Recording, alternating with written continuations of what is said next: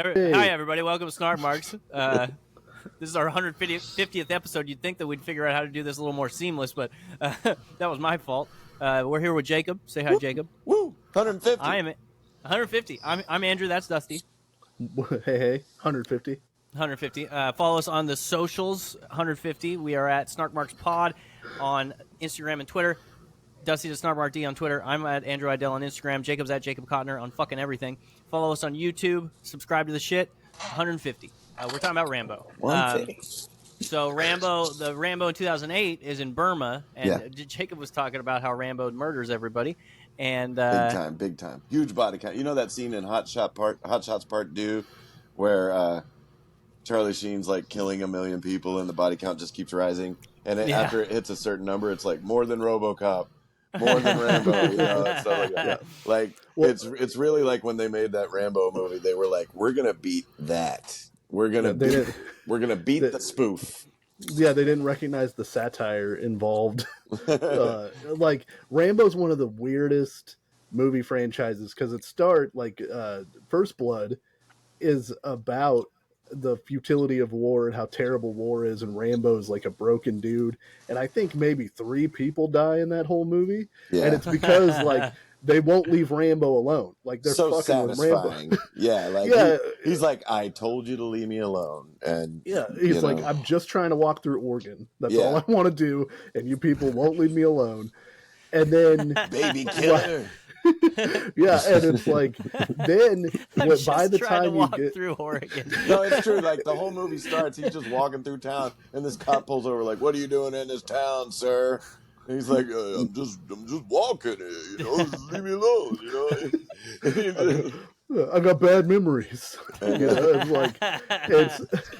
then by the time they got to Rambo 3, even Rambo 3 was like the middle of the patriotic 80s, where it's like Afghanistan's the good guy in that movie, which is very funny. Because they were our allies at that particular moment. He has to go to Afghanistan to help beat the Russians, you know, and it's like pretty well known that Ronald Reagan loved Rambo, so they were like, let's fucking pump this shit up, Rambo the shit out of it.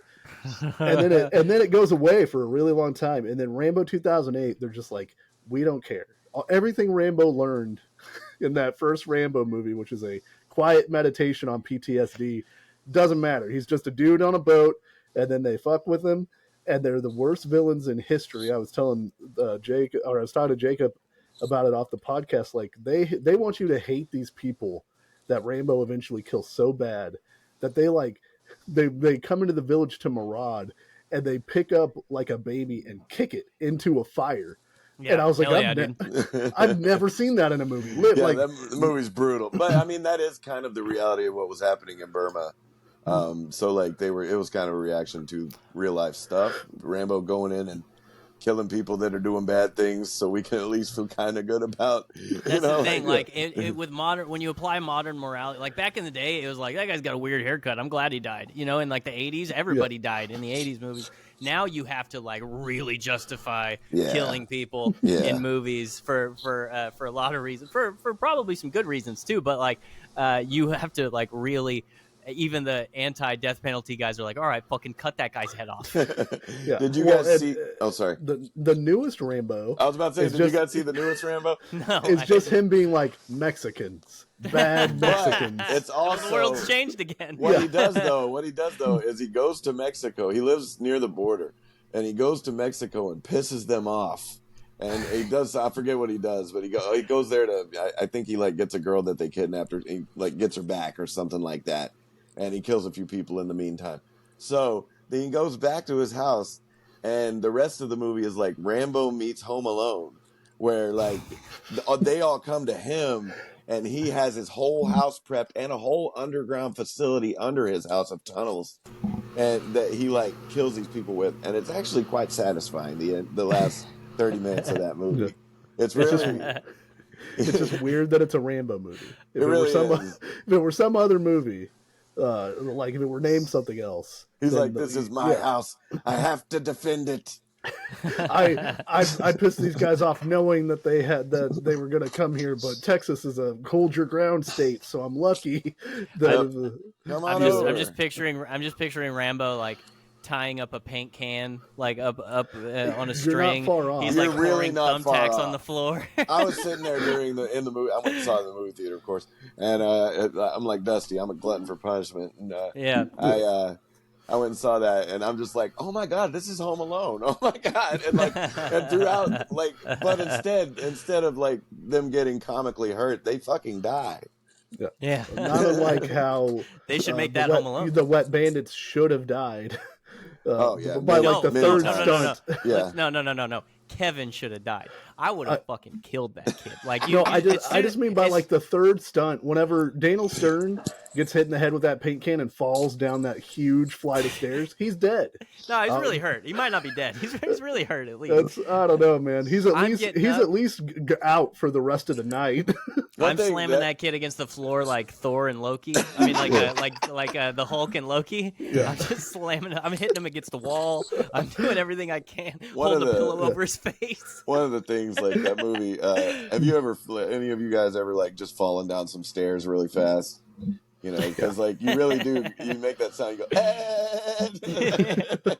go. I'm out. Once my head gets set on fire by a flamethrower, I don't want whatever's in the McAllister's house. I'll cut my losses. I don't think they cared about the loot at that point. I think they just wanted to get to this kid. It was about pride at this point. Yeah. Look, he humiliated them. That's why I'm not a criminal, because I just like, you know what? You won. That's fine. All right, kid. That kid, that's the meanest kid that ever lived. I have to go to the emergency room. My head was literally on fire, and I stuck it in dirty ass snow that's been scooped on the sidewalk by the weird old man who lives next door. That is true. The burning doorknob. Like, yeah, I'm done for it. You sucks. burn your hand that bad, you don't want to do anything else. The blowtorch on the top of his head. Can you imagine going to the emergency room and they're like, "How did you get this burn?" Well, there's a 9-year-old named Kevin McAllister. Somehow, he's got the rule of the roost. Somehow he weaponized his doorknob.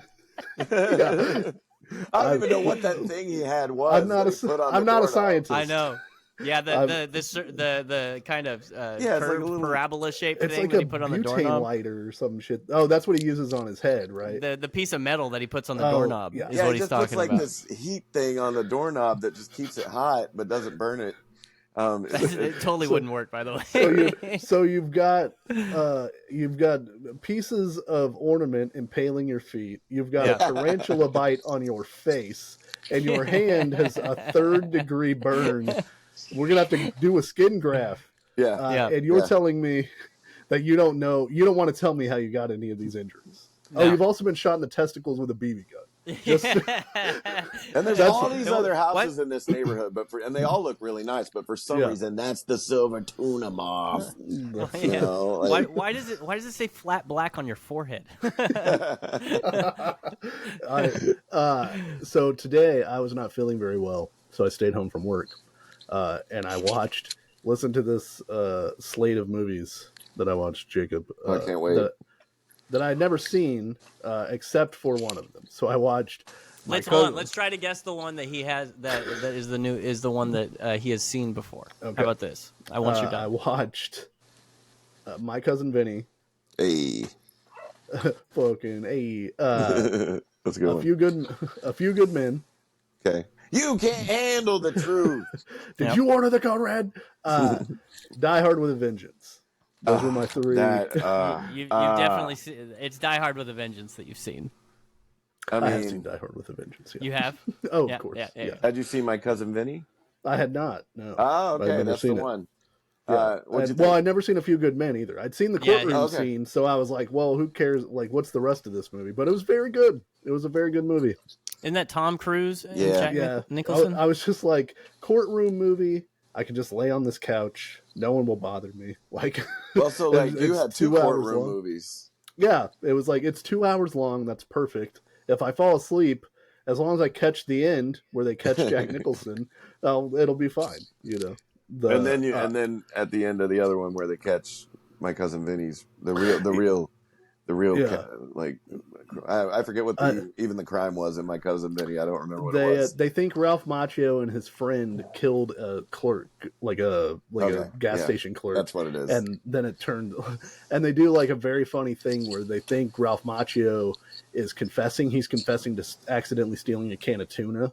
And he doesn't know that there's a dead guy, that they're putting him on for a murder. So he's talking to the cop, and the cop's like, and he's like, yeah, I did it. And they're like, really, you did it? And he's like, yeah, I mean, I didn't think it'd be that big of a deal. That's what Trump did in court this morning to the police or to the reporters. He was like, it was just an accounting thing. I gave the $150,000 payment to the porn star to my tax person. It's a tax accounting thing. That's all. And everybody's you just admitted to the crime, you dumb. So hold on though. I'm gonna go further. I recently watched Die Hard with a Vengeance again, and that movie holds up. What did you think? It holds up for sure. The only complaint that I had was the thing with dude. That court reporter is doing slander. I just pulled up the funniest courtroom sketch of all time. It is Donald Trump with his like stupid smiley face on. Yeah. Yep. That looks like it belongs in Mad Magazine. It really does. He looks like a Batman fantastic villain. Yeah. That is like if they caught up to the Joker, like when he's in his like 65. You know what I mean? Anyway, he's Clayface. He's definitely Clayface. I always wonder with these court reports because obviously, like, he wasn't standing for much longer than like a minute. You know, like no, he did that for 45 minutes. Exactly. So like, how do they sit there and just draw the same? Like, I mean, I'd have to keep glancing up, but that's this person had a personal vendetta. I mean, look at this guy up here, though. I mean, look at this guy. Oh, they're all a bunch of smug looking. They all look like they're from a Batman comic. These are great. Sorry, if you have a chance to look up the Die Hard with a Vengeance. Not issue. The scene where they're trying to figure out how to get the 4 gallons of water in the container, like. Because they have to do it so fast. Yeah, they're like, oh, it's just you do that, and then you do that. And I was like, wait. They skip a step. If you actually look...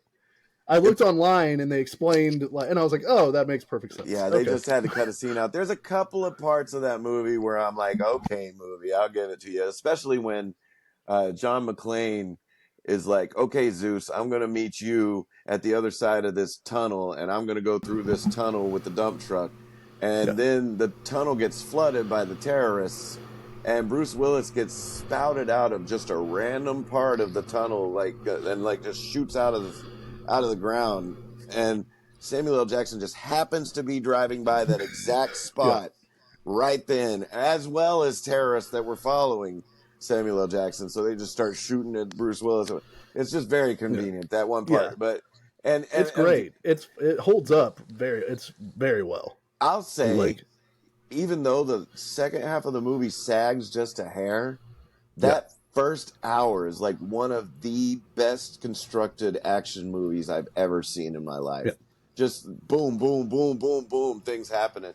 And that was it was a script called Simon Says, and they turned it into a Die Hard movie. And the dude said that first hour is my script verbatim, except for they popped in the name John McClane. You know, and so very cool stuff. I love that fucking movie. I went and saw it in the theater with my parents, and that was one of the movies my parents came out of, and they were like, "Oh my god, Jacob, that was awesome!" You know, and I'm just like, I know that's my favorite Die Hard movie. I'll stop talking. Yeah, I know it's fucking Die Hard. I think the original might be the best one, but if you're talking about that, it's like a hair's difference between the two. Like Die Hard with a Vengeance is definitely the best of all of those sequelized sort of movies, you know. And it's so, but it is sort of similar to Rambo, where it's like in the first Die Hard, it's just John McClane, and he's like a regular dude, and he ends up in this circumstance that is like crazy, and he comes out of it and he wins. And then they're like, Die Hard 2, what can happen? Because he can't be in the tower again. It can't, like, how would that happen? So it's the airplane, you know? Yeah, the airport, the whole airport thing. And he's like, how can the same shit happen to the same guy twice? Right. And they're like, that's fine. Die Hard 2 isn't terrible. It's fine. But then it's good and fine. Die Hard with a Vengeance, they're like, what do we do? What's a third location that John McClane could theoretically find himself in where some crazy shit's going to happen to him? How does that by happen Die Hard 3 times? Sorry to interrupt, but by Die Hard 3, there were a lot of Die Hard ripoffs. Die Hard on a bus. All that stuff. They started putting like Die Hard on a plane. That what was that movie called? Passenger 57. There was one. Wesley, that's Die Hard on a plane right there. But so I think Die Hard in New York City, where New York City is your playground. I thought that was the coolest freaking thing they could have done. Well, and they pair him up with Samuel L. Jackson, so he's got like a guy to go running with. And then by the fourth Die Hard, I remember going to see Live Free or Die Hard, and there's a part where he jumps out of the helicopter onto the freeway and doesn't immediately die. Yeah, I was like, oh, they've superheroed him now. He's invincible in the fourth and fifth movie. He is invincible. Yeah. There's no way, and it's almost to the point of parody. He launches a car at a helicopter, and Justin Long comes over and is like, "Did you just kill a car or kill a helicopter with a car?" And he's like, "Yeah, it's Tuesday or whatever." He's like, pretty cool, right? I'm fucking boss. They had to go that way because there was no other way to go. Yeah, but it defeats what makes Die Hard really good, which is John McClane is supposed to just be a regular dude, normal dude. Yeah, in Die Hard he's bleeding all over the place. That's and the thing. Die Hard with Vengeance. when they cut up his feet in the first movie, that makes him. You start thinking about like we were talking about earlier. If my hand was burnt, I'd be like the whole time. That dude's feet are cut up with glass for the whole second half of Die Hard, and he's you can imagine what that feels like just walking on it, and he's going through hell to save his wife. And that reminds me of Tony Perkis from Heavyweights. Ben Stiller, when he throws all the glass on the ground, he steps over and he goes, "Ouch!" Andrew always goes back to Heavyweights. Well, they put Tony Perkis through it, Yeah, they did put Tony Perkis through it. He had a mental break at the end of it. I was gonna say the thing that I noticed watching today, those 3 90s movies, My Cousin Vinny, 10 minutes in, you have the entire conceit of the movie essentially. The whole plot is there. And Die Hard with a Vengeance, same thing. The movie starts, there's an explosion. Boom. They're like, we need John McClane. 10 minutes in, you're into the plot of the movie. Yeah, 10 minutes in, he's standing on the side of the street with that sign on him. Yeah, and they don't do that in movies now. Right. There's 20 minutes of some sort of something before you get to it, and I was like, this movie is fucking moving, bro. That is a brisk hour of in Die Hard with a Vengeance. That first hour. It's because every movie is 3 hours long, so they have to get to 3 hours somehow. So you have to hear this stupid backstory. You got to see the guy get a bagel. And Die Hard with a Vengeance is about 2 hours long, but that was a long movie for back then. And man, they really do. They make a lot of the runtime, and they squeeze a lot of stuff in. The whole school bomb and stuff like that. Yep. That stuff's great. All that side stuff. I love it. You're the expert. What's Batman 89? They show Batman in 10 minutes, right? He's in the first 10 minutes of that movie. He's right in the there. Suit. Yeah, it's cool too. People paid money to see him in the fucking suit. We're going to show him in the suit.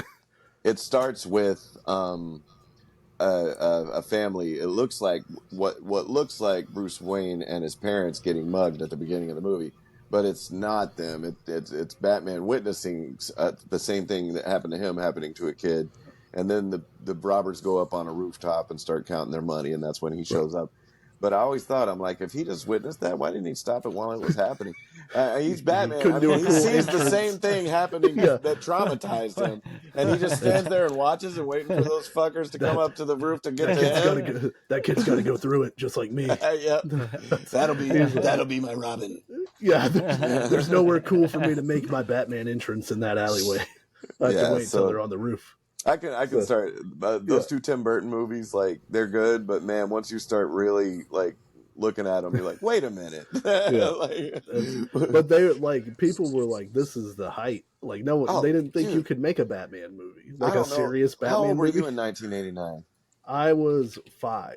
Okay, so I wasn't in the hype of Batman. I was 9 years old, and I got to see the whole world turn Batman for that whole year, and it was amazing. You couldn't look anywhere without seeing a bat symbol or a Joker. I had Joker tennis shoes. The funny thing is everybody wanted that Batman shirt, like when it came out, the black with the just the bat symbol, and a lot of parents didn't understand what they were looking at, including mine.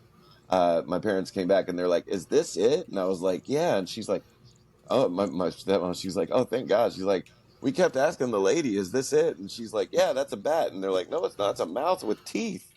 And they kept seeing the inverted, and they're like, "I don't see a bat." And like that was a huge thing back then, But stupid ass kids. No, my big Batman. The first one was Batman Forever, because they also did the Batman. They did the Batman ride at the same, and that was huge. Dude, Batman Forever was a big deal. Yeah, and then I remember watching Batman Forever and being like, I don't know that this movie is very good. I might reclaim it in the future now, but then I was like, Jim Carrey's being super weird. He's not being Ace Ventura. I'd rather be Ace Ventura, and I wasn't as familiar with the old Batman, so I didn't even have Keaton to put up against. Yeah, and that's supposed to be the same character. They referenced they referenced the first movies in that movie. So I mean, Batman Returns, too scary. Well, I was like, when I was like 7, too scary. So I didn't watch Batman Returns. It was because the giant Danny DeVito on that giant rubber ducky freaked me out. I saw that in the Porterville Theater. The Porter Theater, somebody bought it, Jacob. Oh, did they? But it's like, who knows? You know what I mean? That's what always happens with it. It has so much asbestos in it. They might be just trying to turn into a villain and rain asbestos on the town. But it was the Joker who bought it. When I went and saw Batman Returns in that theater, like the Penguin's lair is that frozen underground. Like it's real drippy. Anyway, the air conditioner was blasting in that place, and it was creating so much moisture that it was just this weird, cold, dark, damp, like dripping place. So like while we were watching Batman Returns, like it felt like we were in that place. And that's 40x before 40x. It was pretty crazy. The only thing I could think that they could do with the Porter Theater, if they don't have to condemn it, which they very well might, I don't know. Yeah. Is you could, like, if somebody had enough money to where it didn't matter if it made money initially, like you could turn it into a cool old movie house where that's what like, I want to do. Movies. The theater in my town where I saw basically every movie when I was a kid, it's in disrepair right now, and nobody ever converted it to digital. And at this point, like it costs, like for any old movie house, it costs like $150,000 to convert to digital because they don't do film anymore. And so if anyone's out there that wants to donate to my cause, I would love to just go run that place and play like Friday the 13th 3D and give the kids stuff to watch, in this tiny town that has nothing to do, and probably drive myself crazy because like part of the reason the original guy went out of business is because kids came there and fucked around too much. But I'd be like, the first time that you try to show like Friday the 14th and nobody Friday comes. the 14th, huh? It's a Valentine's movie. That's a good one. Or Friday the 13th 4 or something, and no one comes. You're gonna be like, these goddamn kids. No culture. I gotta play Olivia Rodrigo or something. I just have to play Fast and the Furious. They'd all show up. So you just want to see TikToks? I'll just put up TikToks on the screen. Everyone. It's a very small town, so you'll be hanging out like on your porch, and you'll just hear, "You sons of bitches!" Jacob standing outside his theater, fucking angry because nobody. You know how much money I spent on this freaking projector. You know how much money that the Snark Marks people donated to me. No one wants to see Texas Chainsaw: The New Generation. What do I have to do? Jacob's one of those guys, though. Jacob is for experience over business. So Jacob would be subtly, like, subconsciously a little bit happy that nobody showed up, so he had the theater to himself to watch his favorite movies. He's just watching it again. Yeah. Absolutely. You could watch it at home. I could, but I won't. could. But I have a theater. I have a theater. whole theater. Do you have a theater? Yeah. So yeah, that's Yeah. I mean that's what I would do if there were unlimited capital and the building wasn't going to fall down. Is like you could Just play you old could movies. maybe you could maybe scrape out a profit because like Regal, the Regal cinemas around here, they do that on like Sundays. They'll show a fucking Princess Bride, for $5 Yeah. and have people come. And he's like, Oh, dude, there's so many. I mean, like cheap enough, and anytime, like down the street, we have a theater, and if they're doing a Fathom event, just showing some old movie that I hadn't seen in the theater in a long time, or didn't get to see in the theater back in the day, I'll go pay a few bucks to watch that on the big screen, man. That's awesome. Yeah, that's what I do with my radio station. There's a big theater downtown where, well, it's not downtown, but there's tables, there's waiter service at your seat. They have a full bar, full menus, all that stuff. And I give away 150 free tickets, and I play like we did Elf for Christmas. I did the first Halloween movie on Halloween. I did Gremlins. I did Back to the Future. We had a DeLorean sitting outside. I'm gonna do Jaws in June. Nice. If they allow me to do it, I got to make sure that they actually have access to the movie. But do it 4th of July weekend to coincide. Oh yeah, that's actually that's so. Don't be like the mayor in Jaws. Yeah. For God's sake, this is the 4th of July, and we will be open for business. It's going to be the best summer we ever had. I watched that again recently, and like that movie is like it's the beauty and simplicity. Like they don't try to do too much with that movie. I know the whole story about why they couldn't show the shark a bunch and it made the movie better and stuff, but even so, it's like you take a few of the like phenomenal actors, right? The 3 main men in this movie are phenomenal actors. And then you write a simple but scary story, and you don't try to do too much. There's not too many visual effects, and it is just fun. The whole way through, it's fun. But you have to finding Richard Dreyfuss and Robert Shaw, and who's the guy who plays the Roy Scheider. Like having those guys, like you kind of got to hit the jackpot with that. But other than that, like it's so fun. And I know Jacob is the Jaws aficionado and lover, but I also love Jaws as a kid. I'm the one with the tattoo. Go fuck yourself, dude. But as an adult, I really think the thing that makes that movie work, and I'm not splitting the atom, is the Robert Shaw speech that he like made up. Oh yeah, where he talks about going down in the water, and with it's the like USS Indianapolis. Yeah, and they're like, okay, we all understand that a shark in the water is scary. There's an inherent fear when you're in water because you're not supposed to be in there. That's where that's the shark's house. But like hearing like the story of it whenever they're on the water, and like really seeing the fear and like the fact that this guy, you imagine Robert Shaw dreams about this thing that happened to him every night. That really drives it home, because like one of the reasons the movie is so simple is because everybody has to be in the water. There's no movie, because like the shark is only a danger if you're near the water. If they had closed the goddamn beach, then the movie's over. You're just like, and the shark can't get you. He talks about the pounding it and the hollering and stuff like that, and then that's how he goes out too. So that's kind of that's it. But also, I'm going to go back to Die Hard with a Vengeance. Like a lot of the reason Jaws works is the fucking editing. Is Verna Fields edited that, and she is. It was masterful. Like that movie flows. Like it just drips from one scene to the next, and you just fall right into it.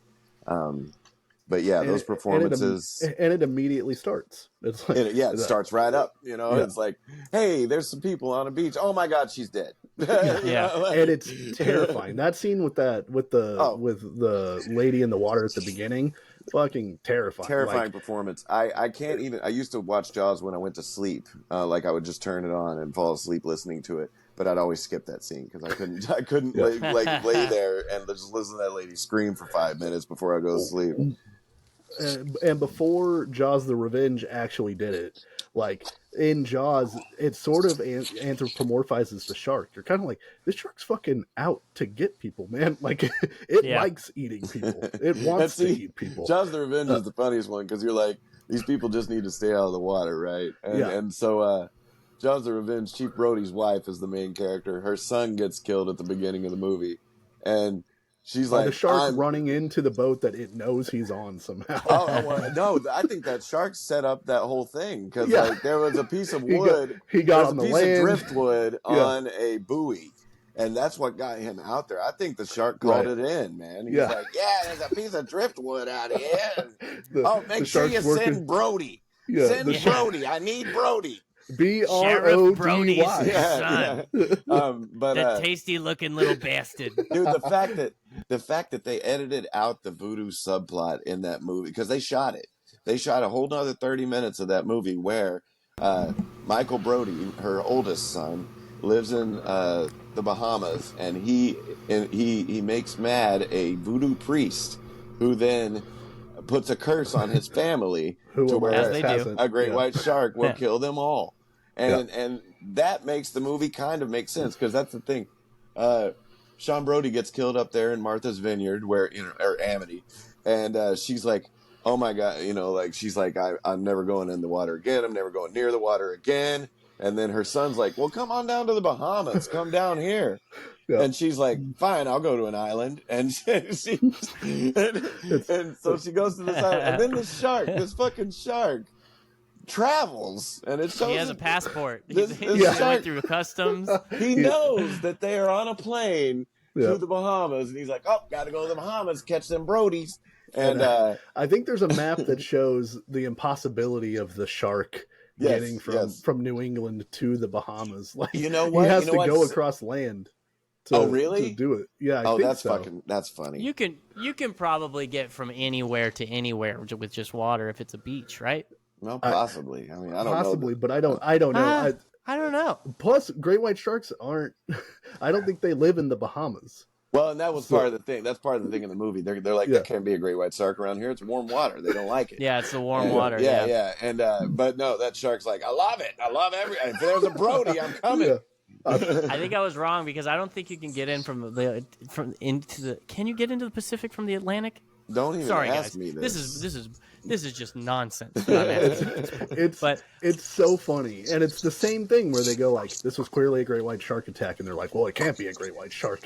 Couldn't it be? Couldn't you at least entertain the fact that it is and close the beach? The thing attacks Michael and his buddies on their boat that they, he works in the water. And then he doesn't even go home and tell his mom. He doesn't even go home and just be like, Mom, you're fucking right. There's a great white shark just came right after me and tried to kill me. We can't tell my mom that there's another shark. Another goddamn shark. That it almost kills his daughter. And then they finally tell Mom. The banana boat scene. That scene terrified me when I was a kid. Dude, you know what the funniest thing about this is? Like every Jaws movie, the budget went up, but the shark looked worse. Yeah. Like the first movie, not bad. Shark looks pretty good, especially 1974, 1975. Awesome. Yeah. Second movie, shark looks a little worse. Just a little. It had kind of a underbite. Mm-hmm. Yeah, and it was a little weird looking. How's it going, everybody? Yeah. He's the cousin of the first shark. Third movie, that shark looked pretty fake. Like it was all gums, and it just looked kind of fake. And the fourth movie is like smiling and winking at you, like Finding Nemo full shark. on all gums, and like it pops itself out of the water and like balances itself on its tail. It fucking roars like a lion. It's outrageous. It roars like a lion. It really does. Yeah. They have this thing where they put this toward the end. They put this thing inside its mouth that shocks it, and every time they shock it, it goes. Michael Caine is also in Jaws the Revenge, and there's a famous story where essentially what's the name of the woman? I don't know if you know the Brody's wife, the actress's name. I can't remember, but God, of course you'd ask me. Lorraine Gary. Yeah, she was like in retirement, and they came to her with the Jaws 4 idea, and she was like, no, and they were like, well, you'll be top billed, and we'll pay you X amount of dollars. She was the head of Universal's wife at the time, and he was like, I want to make you my big star for the next Jaws picture. And she was, come on, baby. And so she came out of retirement to make Jaws the Revenge. Terrible movie, but Michael Caine's in it, And they asked him about it one time, and he was like, "I've never seen Jaws: The Revenge, but I did see the house it bought, and that house is quite beautiful." So he bought a house for his mom with the money he made, and he never watched the movie. And he actually won an Oscar for Hannah and Her Sisters, and had to not be there because he was filming Jaws: The Revenge. And it was like his only Oscar, so he was. That's Sorry, so funny. guys. Can you imagine the night he was winning the Oscar? They were like, "Okay, Michael, be afraid of the shark. Remember, the shark knows voodoo." They had to cut the voodoo. Coming straight for us. the voodoo the subplot hadn't been worked out yet, so it's the shark has like a bone necklace on. The shark was wearing a Sublime. The shark was wearing a Sublime T-shirt. Actually, the funniest thing is actually. Because I had a podcast, I had a movie podcast back in the day. Andrew was on it a lot, and we did Jaws: The Revenge. And me and Ben, the guy we did it with, we noticed something we never noticed before. And there's a scene right when the shark is making his way to the Bahamas that they do like a real close up of the shark just swimming through the water. And if you look, his mouth area has a huge scar, like a tank blew up in his mouth. Oh, this Jesus is Christ. The ghost of Bruce, the original shark, or a resurrected Bruce. Which once again with the voodoo thing, it really was. They did that on purpose. It looks like that same shark. And they should have done like in for what was it, the final. Or what they said was the final Friday the 13th, where at the end the Jason mask gets like Freddy Krueger's hand comes out. Oh yeah, Jason Goes to Hell. Yeah, and Jason Goes to Hell. They should have had a scene at the beginning where it's like reanimated Bruce, like where its head's getting put back together via the voodoo. Like, like if you're gonna make it a voodoo ghost shark. Is no less ridiculous. Like if you're making Jaws 4 and you're going to make a movie about a shark that comes after only a certain family, like with a vendetta, and see, like, take out the voodoo thing, and it just makes it seem like this shark's like, this fucking family has killed three of us. Yeah, and it's over. There's all gums right there. There's all we'll take no more of the Brody family.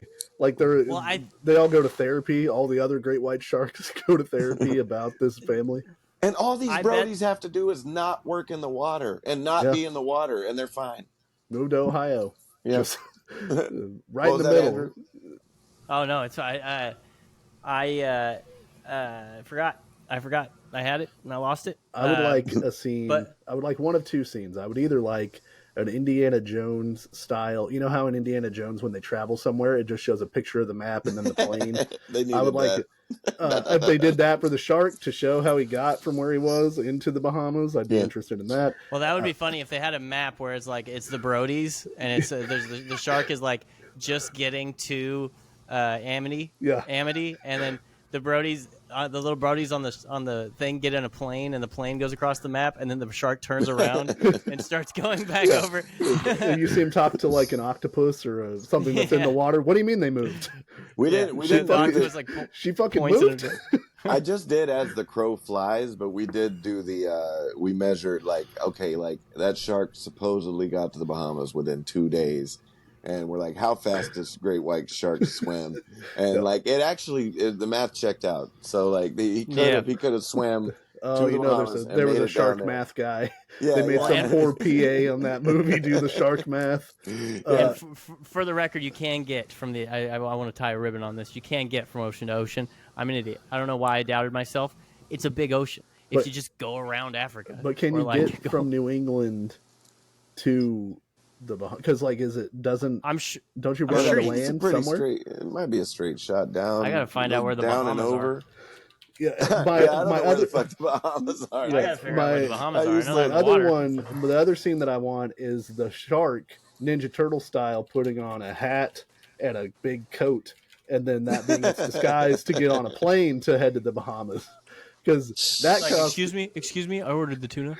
or like you see. I think you I got see, 2 seats actually. You see Michael Caine and Lorraine Gary on one of their dates, and then it cuts, like it shows them walking by, and then it zooms over to a dark alley with a shark just kind of peeping out. Yeah, peeping out. With or the skies like that on. scene in The Dark Knight Rises where it's where you see the Bahamas are right next to Florida, bro. You can hit a golf ball. Oh, see, So, that's what I'm saying. Yeah, Yeah, he could have done you it. can get from, But- unless he was in like a lake in New England and they had him in a cage or something like that. He could definitely make. Or they do like The Dark Knight Rises, where it's Michael Caine, Michael Caine and Lorraine Bracco at a cafe, and then they reverse the shot, and it's the shark with a newspaper. That's Just kinda Lorraine peep- Gary. Or Lorraine Gary. Bracco's a whole different. Yeah, yeah. He's got like a flappy hat on. Yeah, he's got one of those Gordon the fisherman hats on because he's still a shark. So I really think, dude, wouldn't it be great if we just got somebody gave us the money to go remake Jaws: The Revenge, and we got to do it in that funny way? Be like, let's go all out, because the funny thing about that movie is it takes itself so goddamn seriously. Yeah, and so like you've got this batshit insane plot, but you've got everybody like playing it totally straight. And it's actually, if we cut out the voodoo plot line, we might get an Oscar here, guys. I think that's what they were thinking. It's actually a very well shot film. It looks great, and the music kicks ass. That's got the best score of all the Jaws. I mean, hot take. Sorry, John Williams' score for the first one's iconic. The second score that John Williams, Part 2, is my favorite of those two. But the Jaws 4 score took the original theme and just kind of made it more menacing, and it's really cool. I like a lot of that music. It's like a distorted guitar. Kind of no. I like some steel drums if they're in the Bahamas. No, it just adds a little bit more orchestration. Huh? So the shark is off the coast of Amity, and it's just darn it, and then as soon as they start moving, there's like steel drum music playing. Because he moves all the way to the Bahamas. Calypso music starts and then playing. When he gets back to the shore at the Bahamas, it's back to darn. In my Jaws movie, the shark at one point definitely wears a Hawaiian shirt. Like, he has to. He's on vacation. So if you track, in Jaws 1, the shark gets exploded, which can't happen, by the way.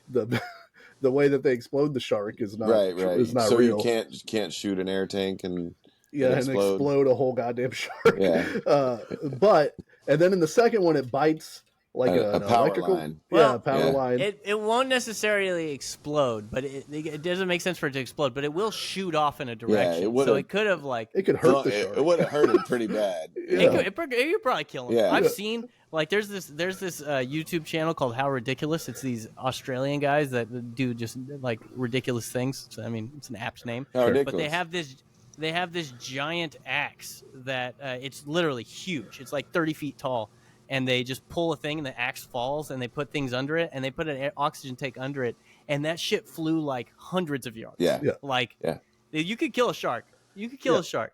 But it wouldn't explode into bits. It wouldn't explode into bits. It might blow the back of his head out, which looks cooler. Yeah. The third one was a grenade. That's Hell right. yeah, I dude. couldn't remember how the third one, how they killed the shark. And then in Jaws: The Revenge, don't they just run a boat into him? Well, there's two different of the boat. There's two different endings.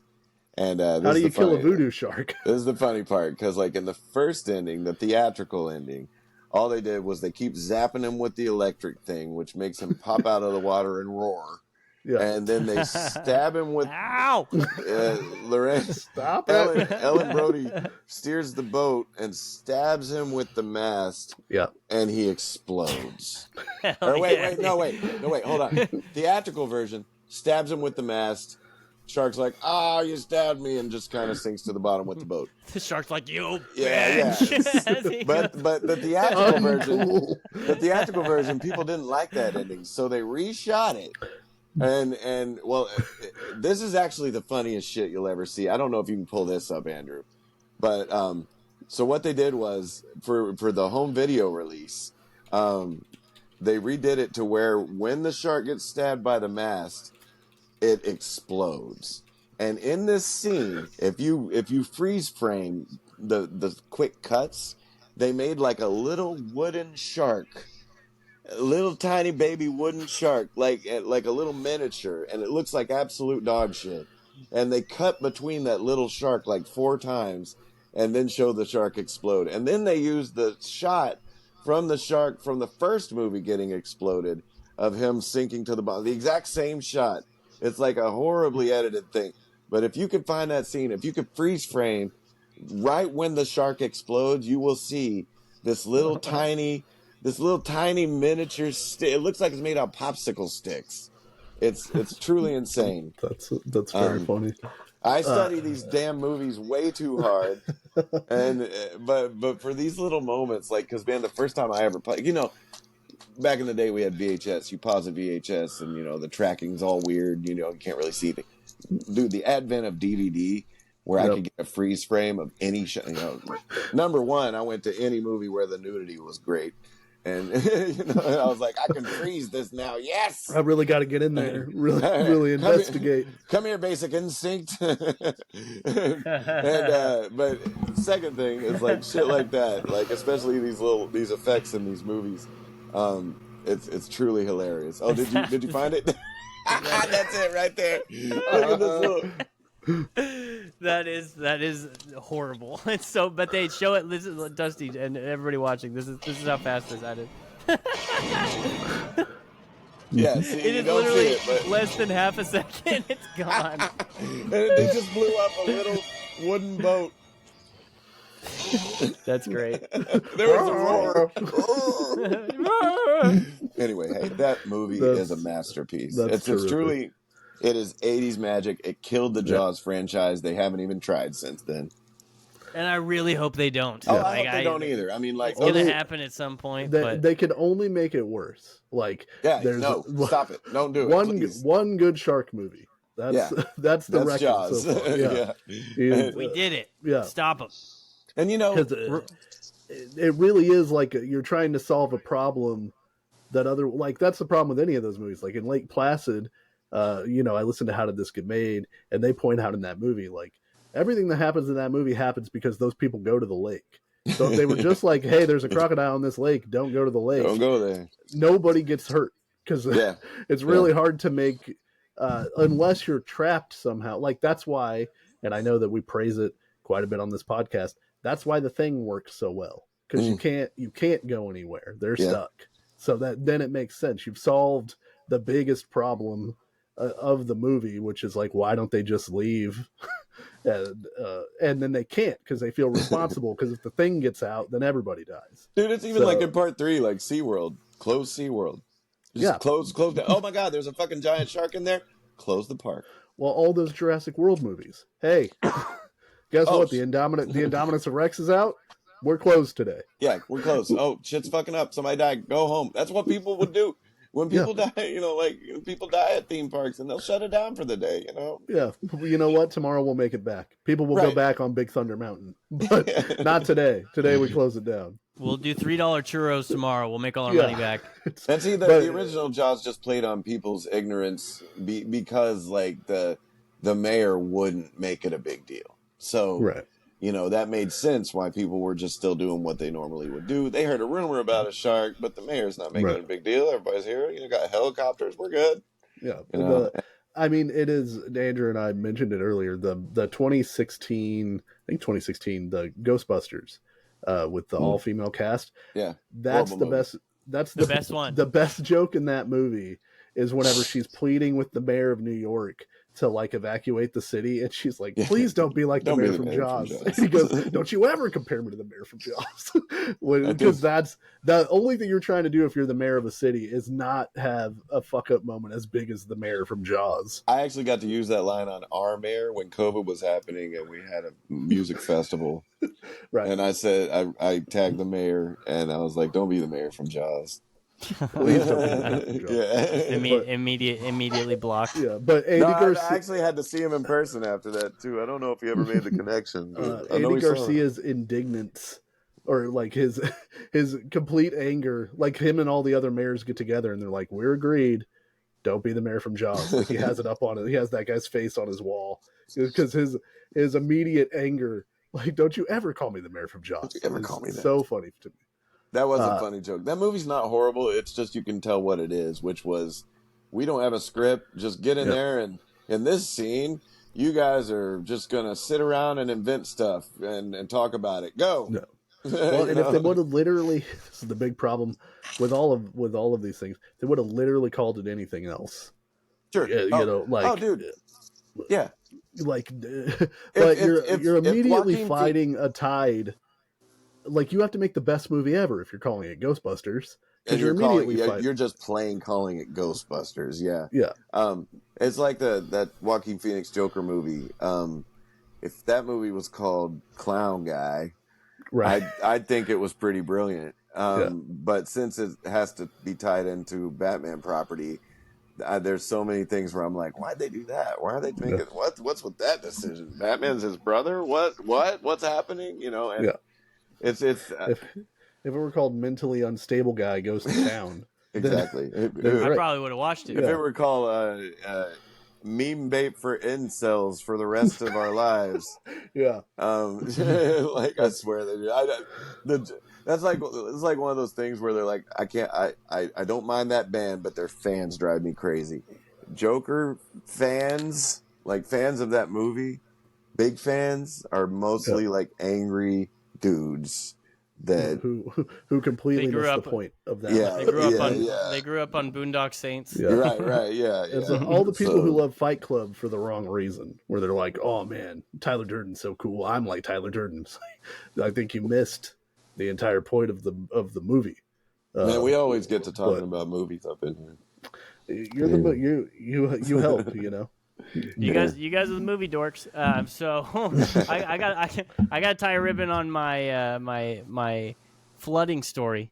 Oh yeah, Andrified City Hall. I want to know. Yeah, how it's going. Well, you're fucking it up for the rest of us. Jacob, I don't know if you heard the last episode of Snark Marks. It's okay if you didn't, but my basically my building, two parts of my building flooded. I thought my cat pissed all over the place. Turns out, pipe burst under my apartment. It was a real pain in the butt. And long story short, I asked for my landlord for rent restitution. They gave me They offered me $34. So, and your rent is not $35. No, it would be sick, but that would be very generous. So he was like, best I could do $34. And I went, that's insulting. I said that's light. I said it's $34. Like, do you really think? And he was like, you can submit your if you want more, you can submit it in writing to my supervisors. And I said, okay.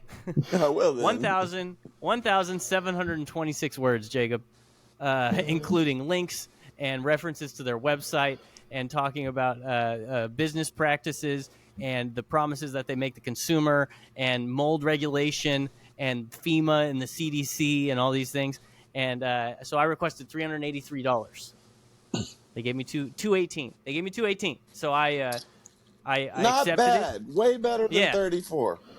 Yeah, but that's the end. That's the everybody. I know you guys were clamoring out there to hear the rest of that story. That is the rest of that story in a nutshell. I really thought you would lose your battle with City Hall.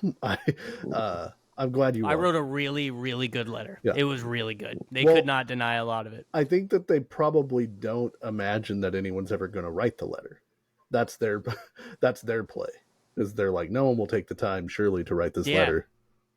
And then you did. They didn't realize the level. They didn't realize the level of pettiness. They didn't realize that they were dealing with a wordsmith who wants his money back, because this took a lot out. I had to sleep for 6 or 7 days with fans in my house going like crazy. And I know Jacob, you like to sleep with fans on. You got a loud fan in your house sometimes.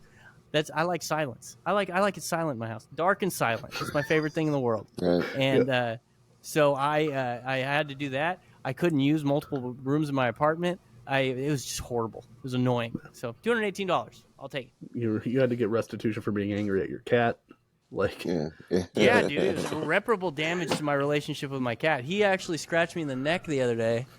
It was really bad. He got on top of the tower next to my computer that my computer's on, and there's a external hard drive that keeps all the Snark Marks episodes, everything on there. He got tangled up in the USB cord, and the hard drive went flying. He jumps in the air, lands in my hands. Like, this cat jumped and landed in my hands and panicked, and I just felt pain immediately in multiple parts of my body. I literally threw him off of me, and then the worst was my neck, and I put my hand on my neck, and I took my hand off, and my hand had blood on it, like, as if it wasn't. But I thought, did he, like, is blood running out my neck right now? Yeah. It was intense. You have a wild animal living with you. Yeah. With deadly claws. You need to buy that cat some fancy feast with your settlement. I should. Yeah. I need to do something. You got to get him like a little bit of catnip. Yeah. Just for the fun of it. He's got some catnip. I feel bad getting my cat high, but why? That's what it's there for, man. Yeah, I'm sure he likes it. But God put this here for me and you. That's what everybody says about weed. Your cat's doing the doesn't it come from the earth argument? Yeah. If it comes from the earth. That's right. He's like, Andrew, I got cataracts. I'm like, dude, shut up. Yeah, that is truly, catnip is just a plant they would find in nature and have a great time. So, just fucking. Find me a catnip plant. You know what I mean? Plus, it's funny. I mean, don't ask me to find you that because I might have to go looking for that. But because now you got me curious. But yeah, so the main event is so we're gonna do a draft of Simpsons characters. That's the reason we're here. Yeah, so I made this while you guys were talking about Jaws: The Revenge. Oh. And made good use of that I time. Appreciate. Why is that not allowing me to do this? Oh, no, entire screen. Just like Jaws: The Revenge, there's problems. Oh, here we go. Yeah. So we've got this. It's crude. You know what I mean? It is our draft sheet. Nice. So basically, what we're gonna do, we're drafting Simpsons characters. Us three big Simpsons guys. We each want to get a main family member, a child, an animal, an in-universe celebrity. So a celebrity, like not a real in our universe celebrity, Gotcha. in Simpsons universe celebrity, and 2 wild cards. Cool.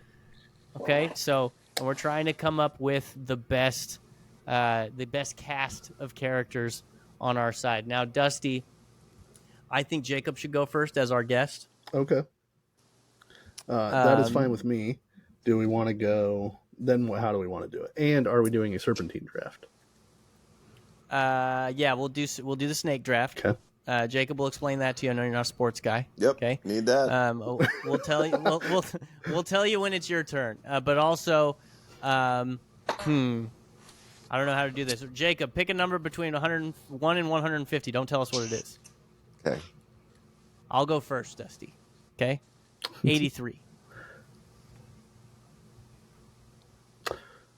52. Who's closer, Jacob? Dusty. My number was 12. Dusty goes second. All right. So I will go third. Just so you know, we have these categories. You don't have to just pick in this order. You don't have to start with main family member. I can. Right, but you can go any way you want. You can go any direction you want to go. I have visualized every single one of these as I look at it. I'm just like, oh, well, this is easy. Jacob, who is your number one overall pick, Jacob? Well, I want to ask, do we agree there's a consensus number one pick? Like, of all these categories? Because I have a person that I think is the number one off the board best character in The Simpsons. Okay. And I don't know that you have to have. There's no way to really have that conversation without revealing who that person is. But is there like a person that you think of immediately that you're like, I'd be bummed if someone else got that person? No, because this is a fake competition. Right. But there's no, because you know me, I always go like funky stuff. Right. But I like funky stuff. Yeah. So Jacob gets number one. I know who my number one overall pick would be, and I think it would be a pretty common one. But I'd like to hear it off the top. All right. Jacob, who's your number one overall pick? What do you mean? Like, am I starting with main family member? You can pick any literally right now, any character in the history of The Simpsons. You can. Well, pick. I mean, we got to go Homer. Like, that's the first thing that pops in my head. I mean, like Homer Simpson. Yeah. Which is great because it started as Bart when you were not even born. Like everywhere you look, there's Bart Simpson merchandise, and Homer was just his little side character. But yes, my Main family member, absolutely Homer. I love Bart, big fan of Bart. I love Lisa for a lot of reasons.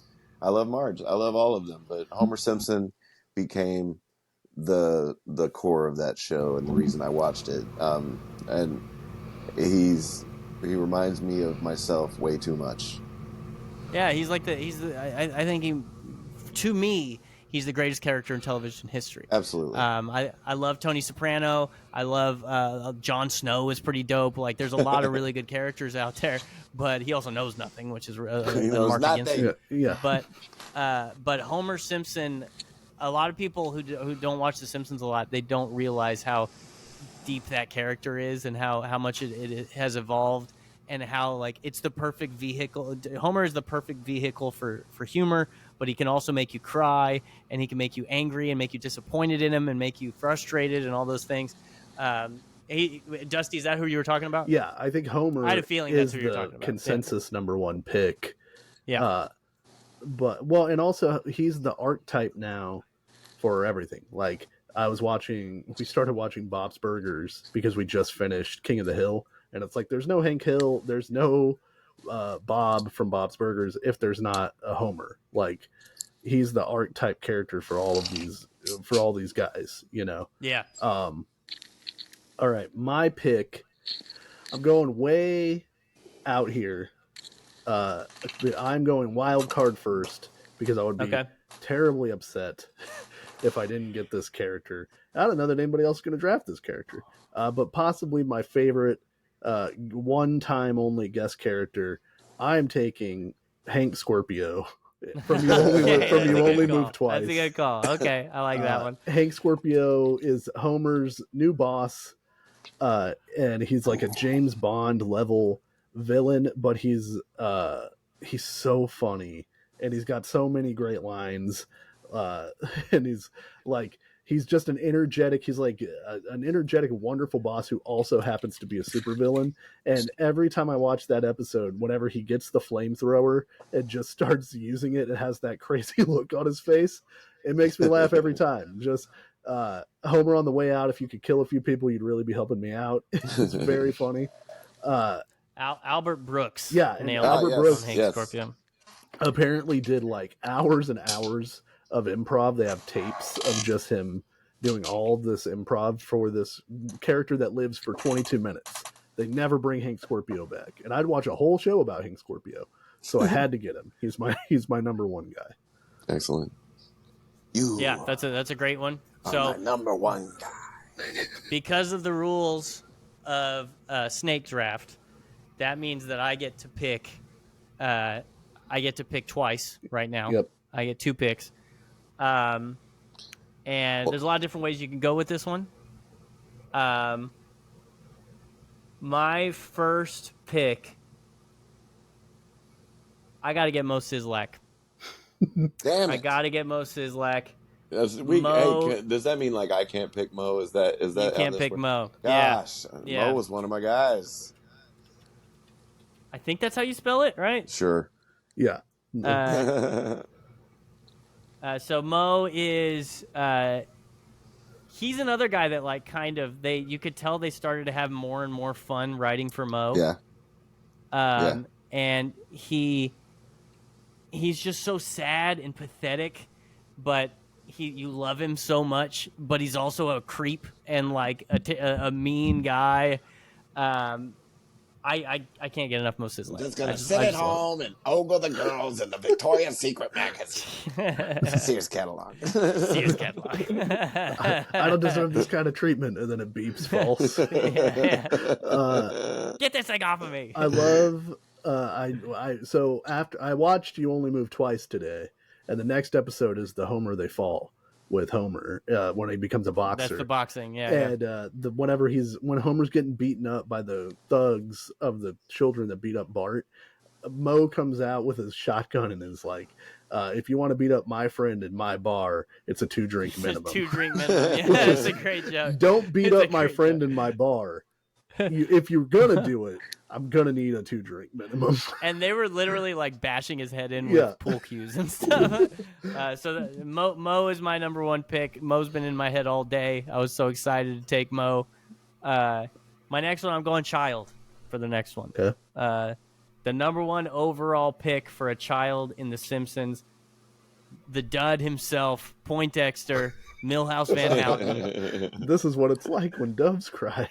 He is Milhouse. I think it's with no E, right? I always thought it was with an E. I think it's with an E.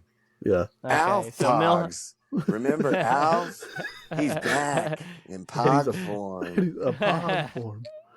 Everything's coming up Milhouse. Yep. Homer's so mean to him, and Bart is mean to him, and his parents are divorced. And Oh, I'm laughing at that. Milhouse is one of the. We laughed at it for 20 years, I know, Jacob. man. No. It's like Millhouse is absolutely. Everybody knows that kid. You know what I'm saying? Yeah, Like everybody, and that's the beauty of the show. Like everybody has relatable characters, and Millhouse is that friend you had in school. His parents babied him, and like he's just a little dork. Yep. All right, so it's my turn again. Hey. Again, I'm just going to a category that I want to get the thing that I want to get. So under animal, I'm taking Mojo the monkey from Girly Edition, the episode where Bart and Lisa become kid anchors, and they're trying to like outdo each other. But Homer, it's the B plot. He just gets a helper monkey for some reason, and he ends up treating the monkey terribly, and the monkey ends up becoming fat and lazy like Homer.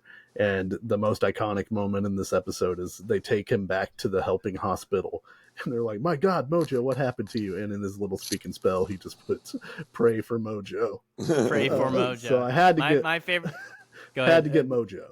My favorite joke in that episode is the monkey is actually supposed to be for Abe Simpson. And they take it away from Abe, and he's outside the retirement castle. They think Abe thinks they're coming back, and Abe's waving as they leave, and he goes, "I can't wait to eat that monkey." I like whenever the monkey starts wearing a diaper, and Marge is like, "Why is the monkey wearing a diaper?" And Homer goes, and then Mojo goes, Yeah. So I had to get Mojo the monkey.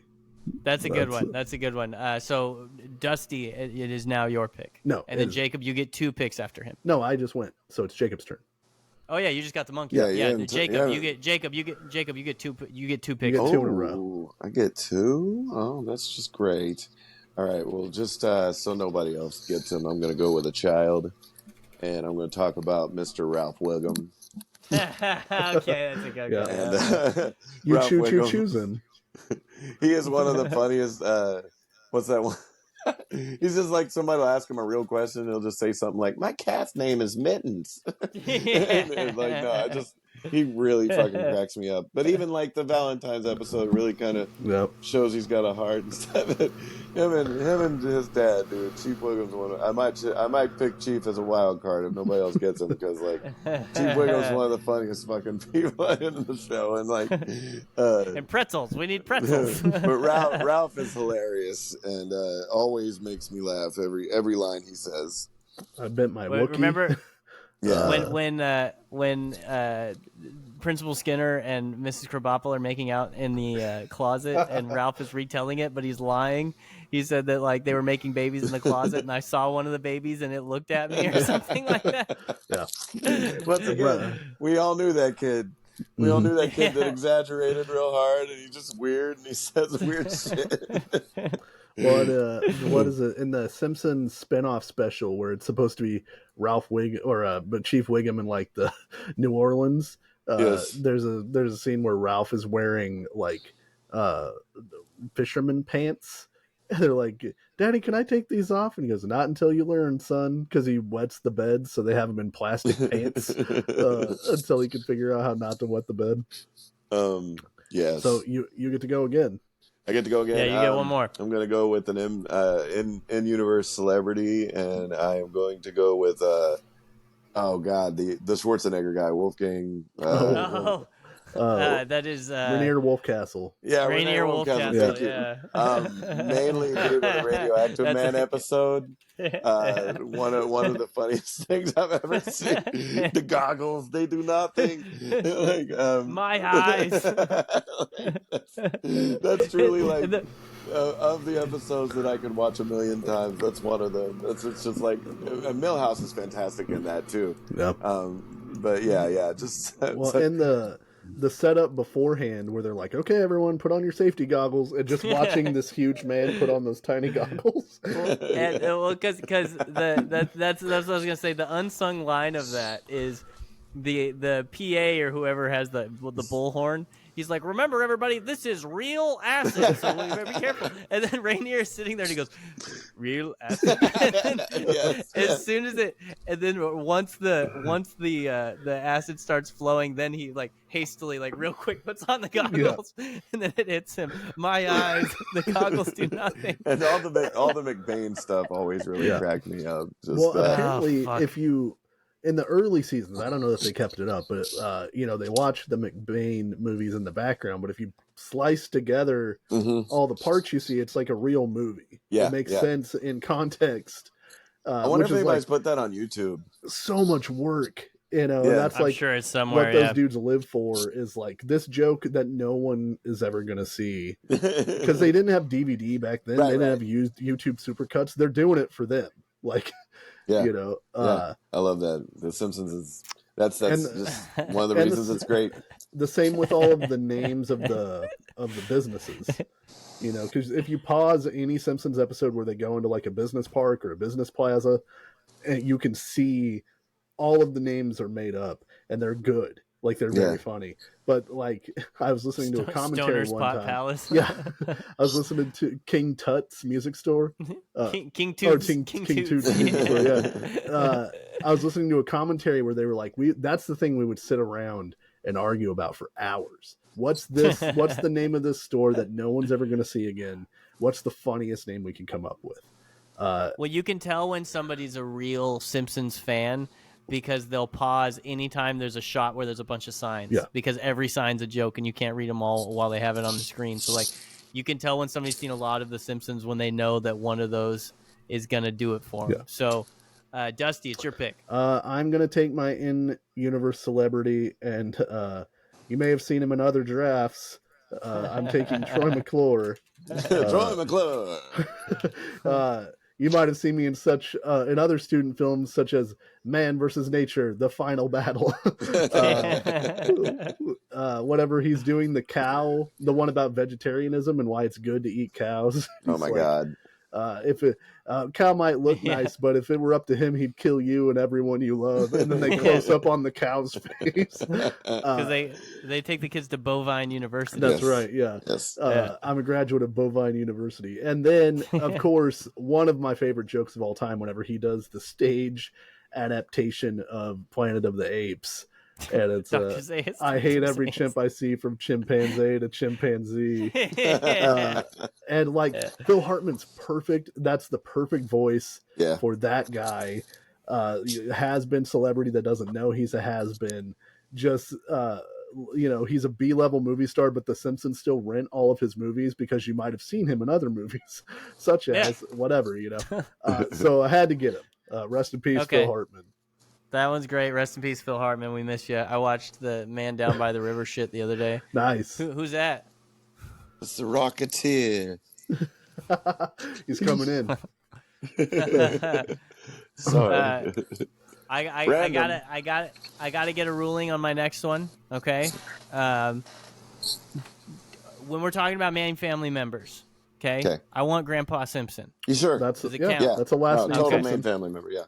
Okay, Grandpa Simpson, spelled Grandpa, not Grandpa. Yep. I tried Simpson. to find the Kaiser stole our word for 20. I chased him for dickety 2 miles, but I couldn't catch him. Yeah, he wore an onion on his belt, which was the style at the time. Grandpa Simpson is everybody's grandpa. He's everybody's dad in certain ways. My pills. I'm cold and there are wolves after me. There's a joke where where somebody, I think it was when home. It might have been in Radioactive Man, because they're talking about somebody growing a lot. It might have been.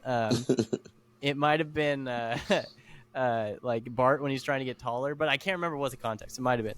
But Lisa goes, that's how fast Grandpa's shrinking, and you just see the top of Grandpa's head over the table. He goes, "Oh, I'm just as tall as I ever was." Yeah. You could get Grandpa Simpson if only for the fighting hellfish episode. Like one of the best episodes of all time. You don't think I served? What do you call this? What do you think this is? Garbage? What about now? Wrinkly garbage. He's telling the story about how he jumped on the grenade and he goes, and boom, it went. They took a picture of my keister for Stars and Stripes. At least they told me it was for Stars and Stripes. So good. What episode is it that somebody keeps doing something like showing up behind Grandpa, or he's telling a story and he just keeps going, "Stop doing that"? Do you remember what I'm talking about? I can't remember. I can't remember what it was though. Okay, so that Grandpa Simpson, one of the greatest characters in the show's history. In-universe celebrity is my next one. Probably wasn't going to get picked by anybody, but I'm very excited to pick the Bumblebee Man. It's grande. Just ay, no me gusta. Like, he's just a guy in a Bumblebee suit who gets the shit beat out of him on Spanish-speaking television. He's always good for a joke. Yeah. It's such a good gag, bro. It's such a good gag. And he's funny every time he's on the screen. Well, and the commitment to the bit, like, because you see Bumblebee Man, not on TV. In the town, just interacting as a normal person, always in the Bumblebee suit. Yeah, I for real gotta hand it to this show for having like everything you're bringing up. I'm like, of course, yeah, like so much love. Yeah. The Bumblebee band popped into my head today when I was thinking about this, and I knew I was going to end up with him because I had a feeling nobody would pick Bumblebee Man because he's sometimes forgotten, and that's almost the best thing about him. That's why the show's so special, Yeah. Well, we weren't going to run out of things. You will forget about him, and then he shows up, and you're like, oh my god, there he is, and that's so funny. And you can always think of at least, no matter which Simpsons character somebody tells you or asks you about, you can always think of at least one bit they were in that's very funny. Yes, absolutely. So I'm going to take with my next pick. Can't believe it got back to me. I can't leave it any longer. I'm taking main family member. Taking Bart. Have to take Bart. Yep. You got to give Bart some props, man. I also love, like, there are a lot of Lisa episodes I really, really like. There are even Marge episodes that I think are very, very good. But Bart is, if you were a good kid, he's what you aspired to be. If you wanted to be a little bit rebellious, if you were like a rebellious kid, you identified with Bart Simpson. My favorite Bart Simpson joke is in the episode where they end up on the island because of the bus. And he's like, we'll be like the Swiss Family Robinson, only with more cursing. We're going to live like kings. Damn hell ass kings. He delights in doing bad stuff, but he also doesn't want to get caught. He also has a moral compass. Like, he'll do bad stuff, but he won't do anything truly destructive. Like the episode where he accidentally kills the birds. Or he accidentally kills the bird and then takes over what he thinks are the eggs, and it turns out to be the lizards. Yeah, he always has he always had that vulnerable moral side to him, and that kind of like really helped you relate, because like all of us had that side that wanted to be like badass hellion Bart, but we also, like it showed that we also could be vulnerable and could let things really deeply affect us. I really love that episode where Homer's looking for the peanut underneath the sofa, and he finds $20. Finds $20, and it falls out. $20, and then Bart and Milhouse end up with the $20, and just that scene where like Bart's just like one, or what was it? He asked for a super squishy all syrup. And like, just like that's so Bart. You just wanted to be that cool kid that just slides a 20 across, and that like does something out of the ordinary. And like I would say, Bart, to the detriment of many adults, Bart inspired me a lot as a child. And if they wouldn't have created this character, some adults in my life would have had an easier time. But also, they also wouldn't have benefited from the more sobering side of me that I also kind of got from Bart, like the humility, the willingness to, like the shoplifting episode where he finally realizes, he's done, what he's done wrong and stuff like that, Yeah, and he sticks up for his sister. He's always up his sister's ass, Yeah. but then there's times when like other people are going after her, and he takes care of her. Yeah. The interesting thing is like he's this rebel guy who, the parents see the trailers and the commercials, and they see he's riding the skateboard, and he's like hurting Homer. He hits Homer with a chair when he's in the Eat my shorts, all that stuff. Yeah, but he's also like he's bullied, and he's like sometimes a nerd, and like all he wants to do is be cool.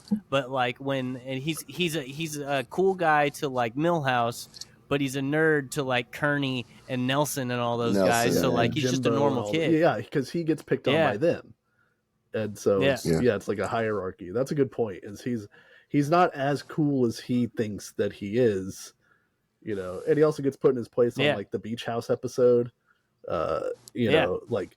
But yeah, I mean, there are so many funny Bart Simpsons episodes. The episode where he works for the mob is one of my favorites. Yeah. That's so funny. When he gets the utility belt, and he gets the bullies approach him, and one of the bullies, I can't remember which one, it's Jimbo. Has his pants.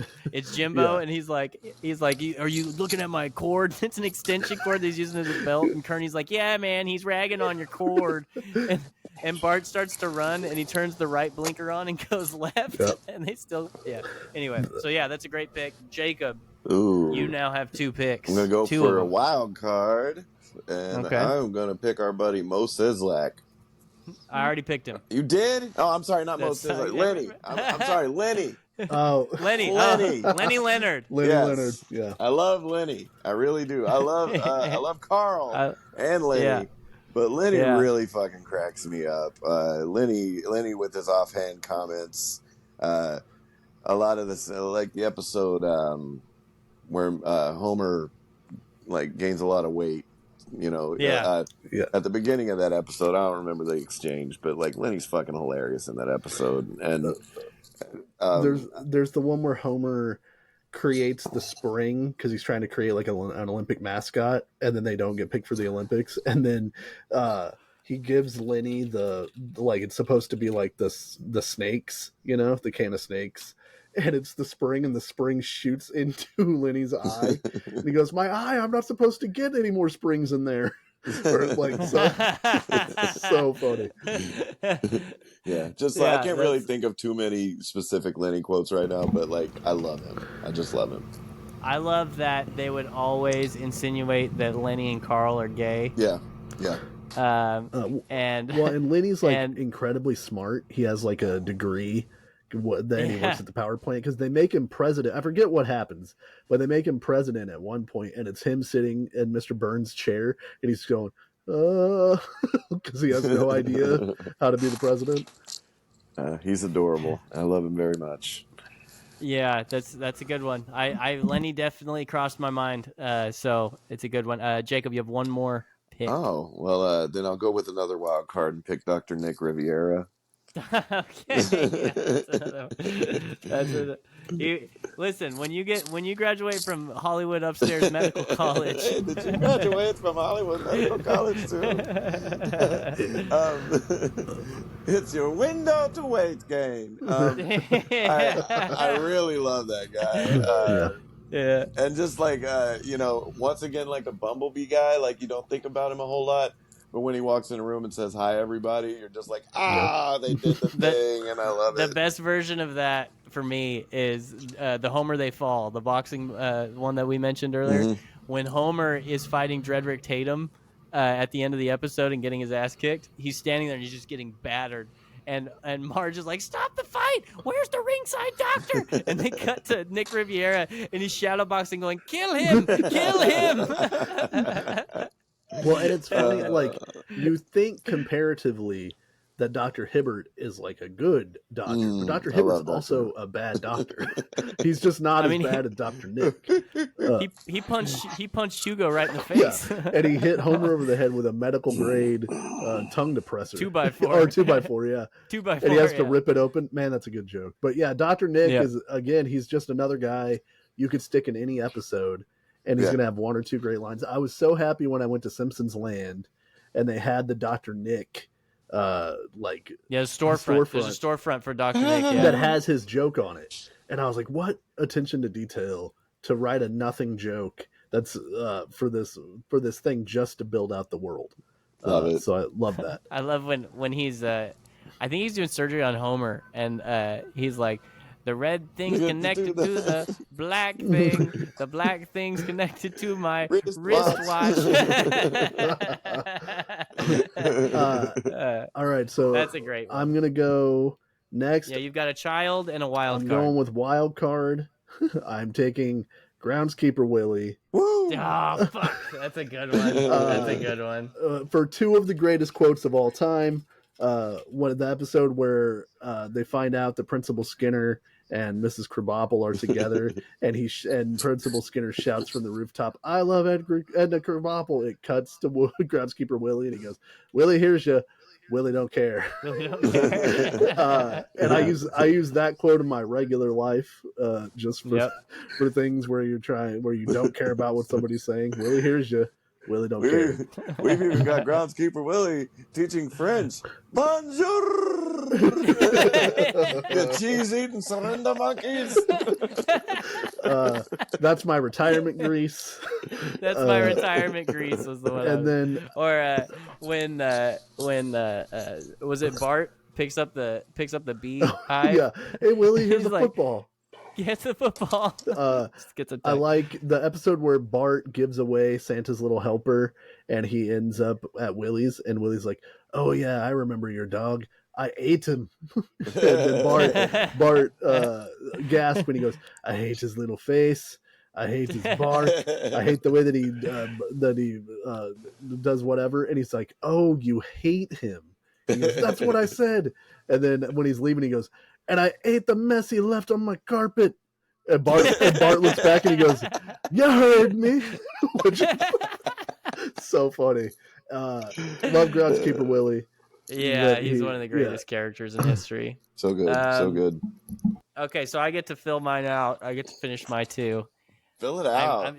I'm really tired. I'm really torn on the wild card. There's a lot of things, like, I'm not going to throw names out because I don't want to, remind anybody or bring anything into the fray. I'm working on a couple right now, but I think I have to go with Ned Flanders. Of course. Yeah. You can't. We can't leave have out old Niggly Ned. No. No, we can't have Oakley dokley. Freaking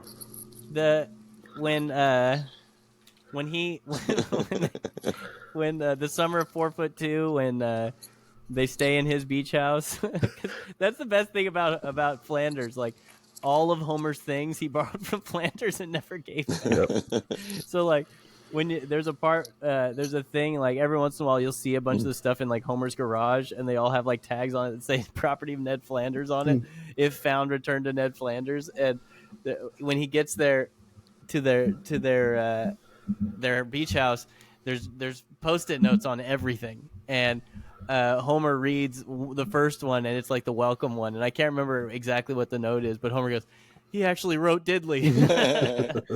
I love that this show really encapsulates the American experience, even so much so that the fundamentalist Christians are as well represented as they are with Ned Flanders, because even though he is an exaggerated version, I know a whole lot of people like him, and I've met a whole lot of people like him, and they really nail it. And the funny thing is, they treat him with respect. Like, they once again, like, he has really emotional moments. I mean, I think his fucking wife died. That was the horrible part, but like, he just has these really emotional moments where you kind of see the vulnerability in the choices that he makes because of his beliefs and stuff like that, and how other people perceive him and stuff. So even if, like, you are a fundamentalist Christian, like watching The Simpsons, you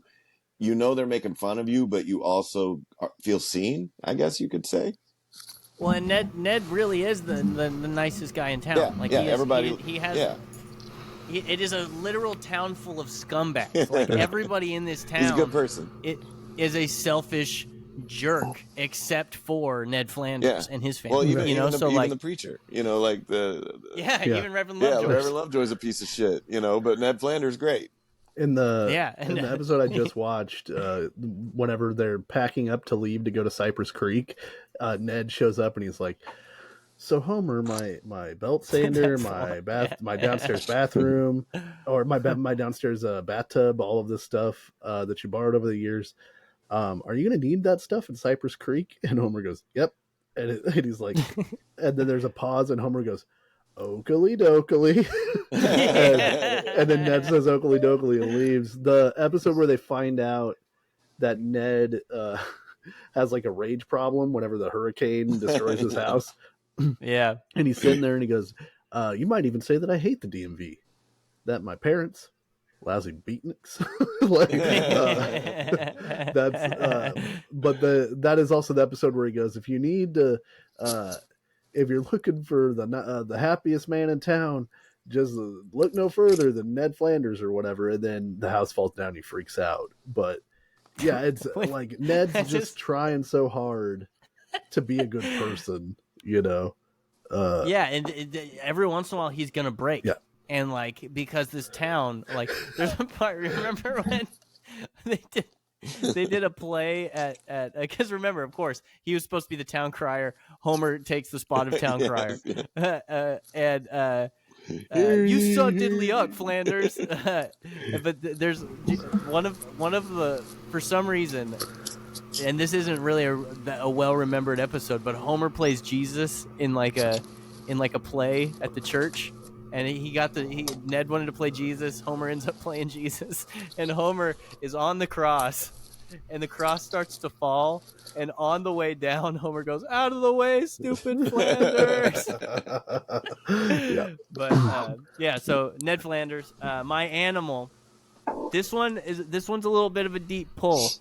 There haven't been a whole lot of animals on the show. There's some good ones. But I'm going with Gentle Ben. The bear. Yeah. So Gentle Ben has a talk show where he's got a microphone taped to his head.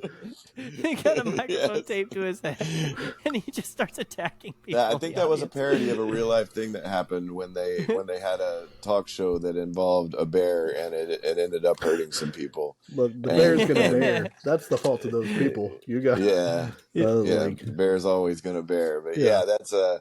But that scene is hilarious. Yeah, that's so funny for I don't know that he showed up a bunch. That one time joke, where he's got the thing on his head and that lady's doing like a Jerry Springer style talk right there. And the scene where they trank him and the way the animation and the way he goes down is hilarious. Yeah, so this girl's asking a question and he's talking back. Somebody stands up and he walks to the craft services table and starts eating it. The guy runs up, tries to stop it, and then a bunch of Ben control people come in. Right here. Yeah. They go to the Gentle Ben. And then going to the scene. Having his paw held by a lady who's telling him some traumatic story. That's so funny. Oh, man. That's great stuff. So, I know there's other animals. I know. I forgot a Blinky. I forgot. But well, Jacob hasn't picked his animal yet, so that is true. Sorry. Still got it. So Dusty's got a child. Dusty, you got to pick a child. Ralph's off the table. Millhouse is off the table. That leaves me what's gonna be the number one pick for me anyway. I'm taking Nelson Muntz. Nelson is the bad kid.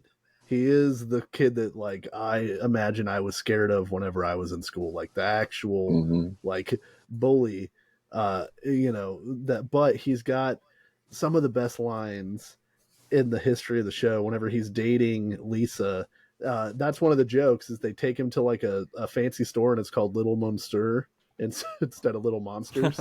And he's Lisa's talking to him, and she's like, "Well, Nelson, what's inside of you?" And he goes, "I don't know, guts, black stuff, about 50 Slim Jims." It makes me laugh every time. And my favorite, it's from the episode where they're stuck on the island. Nelson is the defense lawyer whenever they're putting Milhouse on trial. No, he's the prosecuting attorney. Yeah, he's the prosecuting attorney whenever they're putting Milhouse on trial, and they're like, "Okay, you're witness." And Nelson makes a big show of like having a pencil and walking back and forth in front of Milhouse. He's like tapping his chin. Yeah, like in front of Milhouse. And then he just starts pummeling Milhouse and going, "You did it. Admit you did it. Admit it." And then Lisa yells objection, and Bart goes, "I want to allow it." And then like it's so funny. He's got a bunch of great moments. Of course, haha is one of the like greatest things. But even whenever he gets put in his place by the big tall guy. That one episode. Hey everybody, it's the kid that likes to laugh at everybody. Yeah. Why don't we all point and laugh at him? The football episode where Nelson is the only competent football player. Nuke the whales. Like I could go on. Nuke the whales. Nelson is terrific. The football episode, his dad at the end puts him on this motorcycle, and he's like, "Come on, boy, we're going to Hooters," and he's like, "Aw, I don't want to bother mom at work." Nuke the whales. You don't really believe that, do you? I don't know. Got to nuke something. So I'm glad. That would have been my number one pick regardless in that category. So Nelson Muntz is a really good pick. He needed representation here. Yes, he did. Jacob, we got an animal. Animal. I'm going to give an honorable mention to my buddy Santa's Little Helper. Yep. Santa's Little I Helper. love him, but I can't pick him because, and I this might be a weird pick, but when I think of animals in this show, one image pops into my head, and it's from Treehouse of Horror 4, and it is the gremlin on the side of the bus. I'll give you that. That little fucker looks so bad, like, and he's so out to get Bart. Yep. And the Twilight Zone skit that it's based off of is pretty cool. There's something on the wing. It's a very cool scene, and I think it's in the movie. Yeah, it's in the Twilight Zone movie. But it's got, I think, John Lithgow. Is it John Lithgow in that scene? I think originally, I think it might be from the show too. I'll have to look. I think that's a scene from the show too. This whole thing with on the side of the bus and the auto and everybody just like, this shit is hilarious. Oh, and they say there's a gremlin on the side of the bus, and shout out to Mole Man. He's driving a gremlin on the side of the bus, and like he's like, "Oh, thanks, Bart, dude," and he drives him off the road. And then Mole Man rolls down a hill and says, "Oh no, I just made my last payment." And then he stops right before a tree and says, "Oh, good," and then the car blows up. Car explodes. Yeah. By the way, you just reminded me. I don't know. I don't think it would have taken any of the spots, but shout out to Otto Man. Love Otto. I love that his name is Otto Man, and he that's false advertising with Stoner's Pot Palace. Zeppelin rules. He goes up. I'm shocked that Sideshow Bob didn't make it. I almost picked Sideshow Bob. Dude, I stepped on something the other day and Sideshow Bob myself in the forehead, and I started laughing out loud. It's a little thing that I used to get the cat fur out of my apartment. I stepped on it, it hit me in the forehead, and it hurt, and I was laughing so hard. So we were both right, Jacob. There's an episode of the Twilight Zone called Nightmare at 20,000 Feet that has William Shatner in it. That's from the show. And that's what Jim Carrey was quoting. Yeah, and then they remade it in the movie with John Lithgow. So when they show the gremlin in the movie, it's fucking scary. It's terrifying. Yeah, so cool stuff. But man, the gremlin on the side of the bus was Treehouse of Horror. Absolutely, was always something we look forward to every year, and that one really delivered. Yeah, for wild card, I almost took the tub of goo from the Treehouse of Horror, the one where Lisa makes a little city, just for the joke where Professor Frank says that would require some sort of rebigulator, which is an idea so preposterous that I can't even like imagine it or whatever. Professor Frank would have been a good one He would have too. been too. I say Glavin all the fucking time, all the time. There's so many things this show has done to me. Like, and like we were talking about, I almost took Hans Moleman for Man Gets Hit by Football, just for that, or the episode where what's even his name? Grandpa Simpson's friend who can't hear anything. The guy who becomes the Iceman. With the I beard? never know. I don't know what his name is. I don't know what his name is. Stick. Yeah, that's a paddling. Yeah, I love that guy. Who got shot in the what now? That guy. You shot who in the what? Sounds like the doomsday whistle. It's been a while.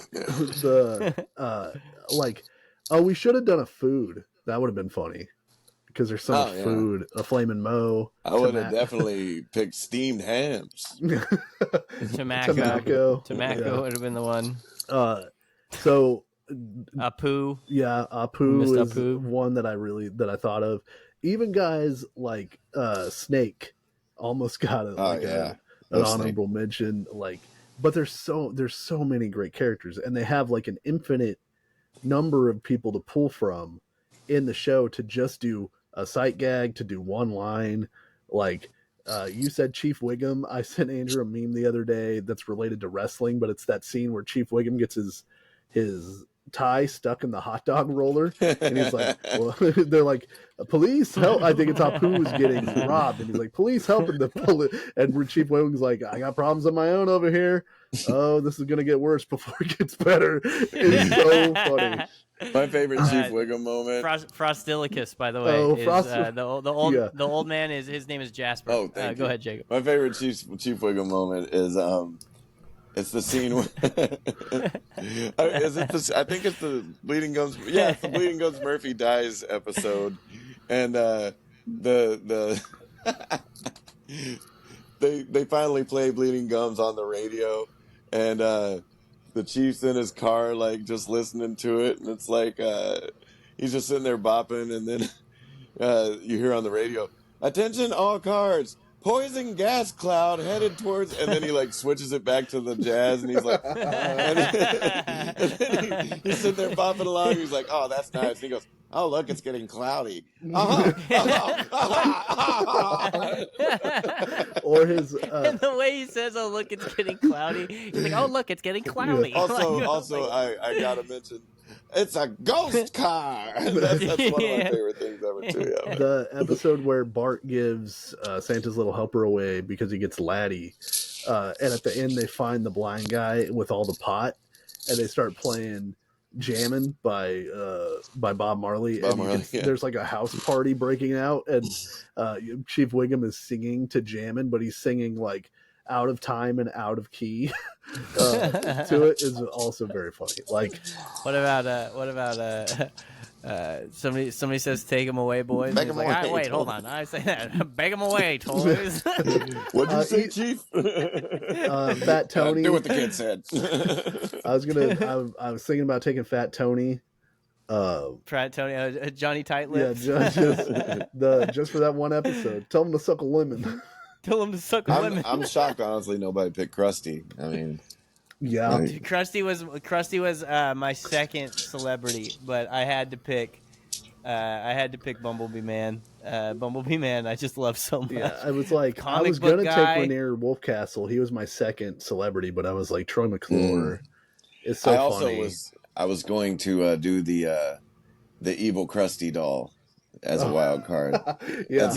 That's different than Krusty. That's a whole different character. Yeah, but, where they find out at the end that he's set to evil instead of good. This doll's set to evil. I see what your problem is here. I almost took Hugo. Hugo, yeah. Too crazy for Boys Town. Too much, or what is it?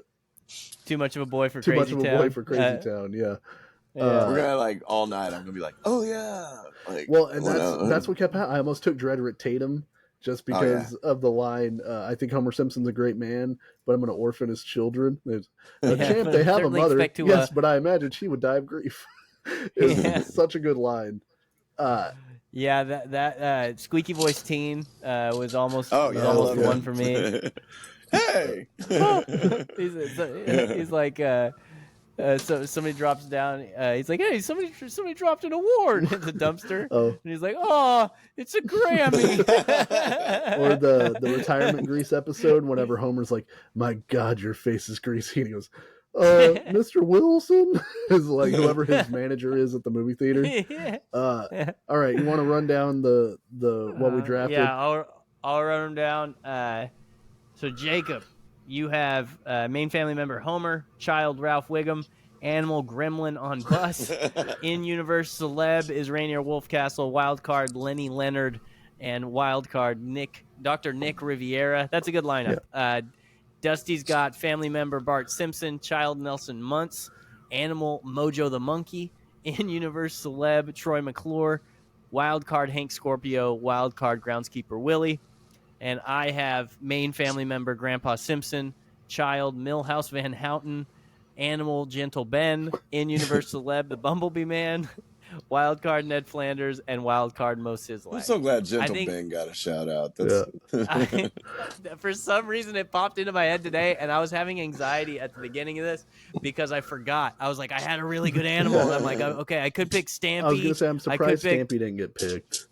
Or Snowball, because there's been 15 of them. Yeah. But it popped into my head. It was the same thing with Bumblebee Man. It finally popped into my head. And I was like, oh yeah, okay. I remember the only guy I would want is Sideshow Bob, but I'm not sure that I'd want his. I don't know that I'd want to take anybody out.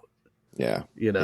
Yeah, that's my thing. I had a couple, but I'm looking at them now, and I don't think I would like Barney. Yeah. Oh, Barney my was God. that. Don't cry for me. I'm already dead. The joke with David Crosby, Bo. David Crosby, you're my hero. You like my music? You're a musician. What kind of insufferable drunk do you take me for? Hey, look, somebody spilled beer in this ashtray. Or his Plow King commercial where they're like, is that Linda Ronstadt? And he goes, yeah, we've been looking for something to work on together. Whatever. Yeah, you could do it endlessly. I'd like to submit, Jacob, we wanted to bring you on for a draft before. I'd like to do an element where you add fake money. So essentially we all start with like $100 of fake money, and then you have to bid on your characters or your whatever it is you want. Like for $5, Mo Sizzlak. So if you really want Mo, you could try to outbid the other people. Gotcha. Yeah, it sounds like $100. Sounds like a lot of work. Yeah. I keep track of I'd keep track of your math. Right. I told Dusty, he mentioned the auction, and I was like, that might be too complicated for Jacob. And I said, not that Jacob's stupid. It's just he's not familiar with drafts. We just want to get after it. I'm just lazy. Because there's we could do I sent a bunch of ideas to Andrew. Like you could do a 1991 album draft because so many great albums came out in 91. But it's like I know you would really want Blood Sugar Sex Magic, so I could try to pump the numbers up to try to get you to bid on it, Right. Yeah, man. Now that you got me thinking about 91, that definitely, I don't know if that would have been top on my list for sure. Yeah, 91 had some good shit. So, I mean, I'll take Use Your Illusions 2 for $1. Get the Black Album up in there. Yeah. Say your prayers, little one. Was the Black? When did the Black Album come out? 1991. It's that old? Yeah. I thought the Black Album was later than that. That's crazy. Okay, shit. Nevermind is 91. 10 by Pearl Jam. There's there's a Michael Jackson record. They're it's incredible. Was that when Dangerous came out?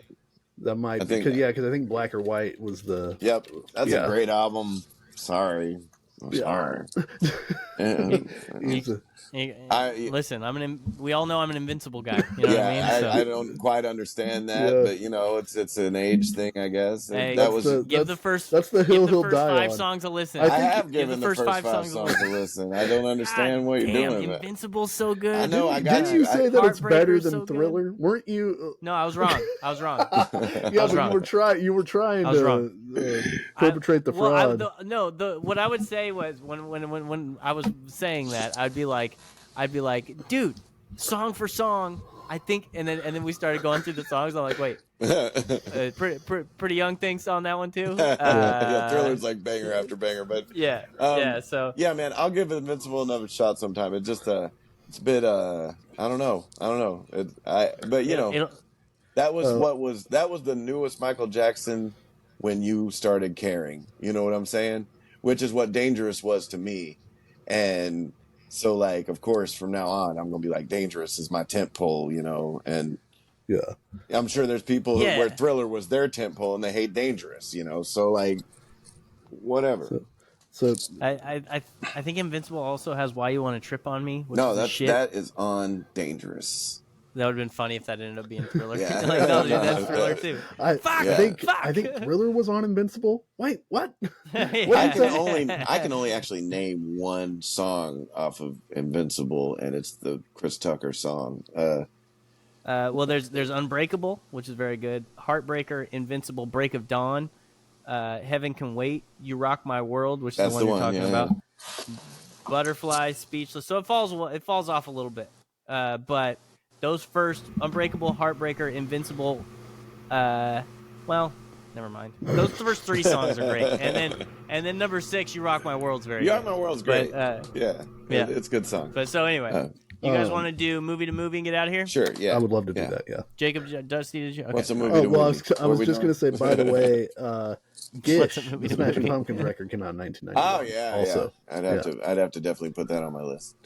Oh yeah, okay, Jacob, it's this thing again that I don't understand. Yeah, six degrees of Kevin Bacon style. My brain, I have to flip a switch in my brain that makes it go faster to do things like this, and I don't like doing that very often. And you've been flipping that slower switch this entire episode. That's right. Is that Lohan? I think that's Lohan. So this is Irish Wish with Lindsay Lohan, and we got to get to Pursuit of Happiness with Will Smith and Jaden Smith.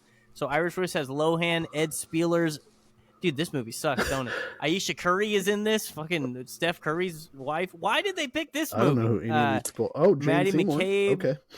Dr. Quinn, Medicine Woman. Yeah. There you go. I think. Okay. I think you Carl Shabon. Of course. Yeah. So Dr. Quinn, Jane Seymour was in Wedding Crashers. Okay. Do you have a? I have a way I'm trying to go. I'm assuming that Will Smith was in a movie with one of these people. Oh yeah, I was trying to get to Lohan again. Yeah, what's Christopher Walken? What's Will Smith in? You know what I mean? Is Tommy Lee Jones in something with Christopher Walken? That'd be sick. They should have done that. Jesus Christ. Missed opportunity there. Isla Fisher, Jane Seymour. Bradley Cooper. Is Cooper in anything with Will Smith? Is Will Smith in? He's not in any Marvel movies, is he? No, he's not. No. But Cooper's in. I think that might be a way to go. If Bradley Cooper's in Silver Linings Playbook, which also has Chris Tucker. Is Chris Tucker in anything that Will Smith's involved in? I don't know. Dude. Is Henry Gibson is he in The Burbs? I have no idea. Looks like him. Yeah. That's the guy from The Burbs, right? So I know 6 movies, so if something pops up, you know what I mean? Is Tom Hanks in anything with Will Smith? Man, it seems like Will Smith's kind of a lone dove that does his own thing unless Martin Lawrence is involved. Not that comes straight to mind. Will Smith. What like ensemble shit has Will Smith done? Like where there's more people in it. Like we've got Martin Lawrence, obviously. We've got Tommy Lee Jones, obviously. Well, he did walk up on stage on the Oscars by himself and slap the shit out of Chris Rock. Oh, I got it. That is true. He did do that. He did. I got it. Go. I'm not saying he should have slapped him, but I understand. Go to Bradley Cooper. Okay. Go to Avengers Endgame. One of them. Avengers something. Not Maestro. He's in the Avengers movies? No. He plays Rocket the Raccoon. Yeah. Oh, yeah, he is. Oh, yeah. Then we want... Endgame? Yeah, Endgame's that's okay? fine. We want Samuel L. Jackson. Who's in Jurassic Park. With Jeff Goldblum. Who is in Independence Day with Will Smith. Oh, shit. Great job, bro. Who was in The Pursuit of Happiness. I'm starting to understand this game a little better. But yeah, there you go. That's not the cleanest move, obviously, but We got 5. What's the shortest possible? Lindsay Lohan is in Irish Wish, and she was also in Liz and Dick with Brian Howe. oh, of course. Who was in The Pursuit of Happiness. Liz and Dick, of You course. fucking Yeah, I idiots. know that one. Why don't you guys think of Brian The very Howe? famous Brian Howe. Yeah. How did we not think of that? How did you not think of that? All right, we'll do Rotten Tomatoes game, and then we'll get out of here. So Jacob, this is I don't know if you remember. We probably did this last time. Basically, there's a movie title. This movie is 2 words long. It has an 88 critic score, an 88 audience score. It's rated R. It's from '95. It's a sci-fi movie, and it's 2 hours and 11 minutes long. Damn. Is Fifth Element the name of the movie, or is it The Fifth Element? I think that was the Fifth Element, but you can try it.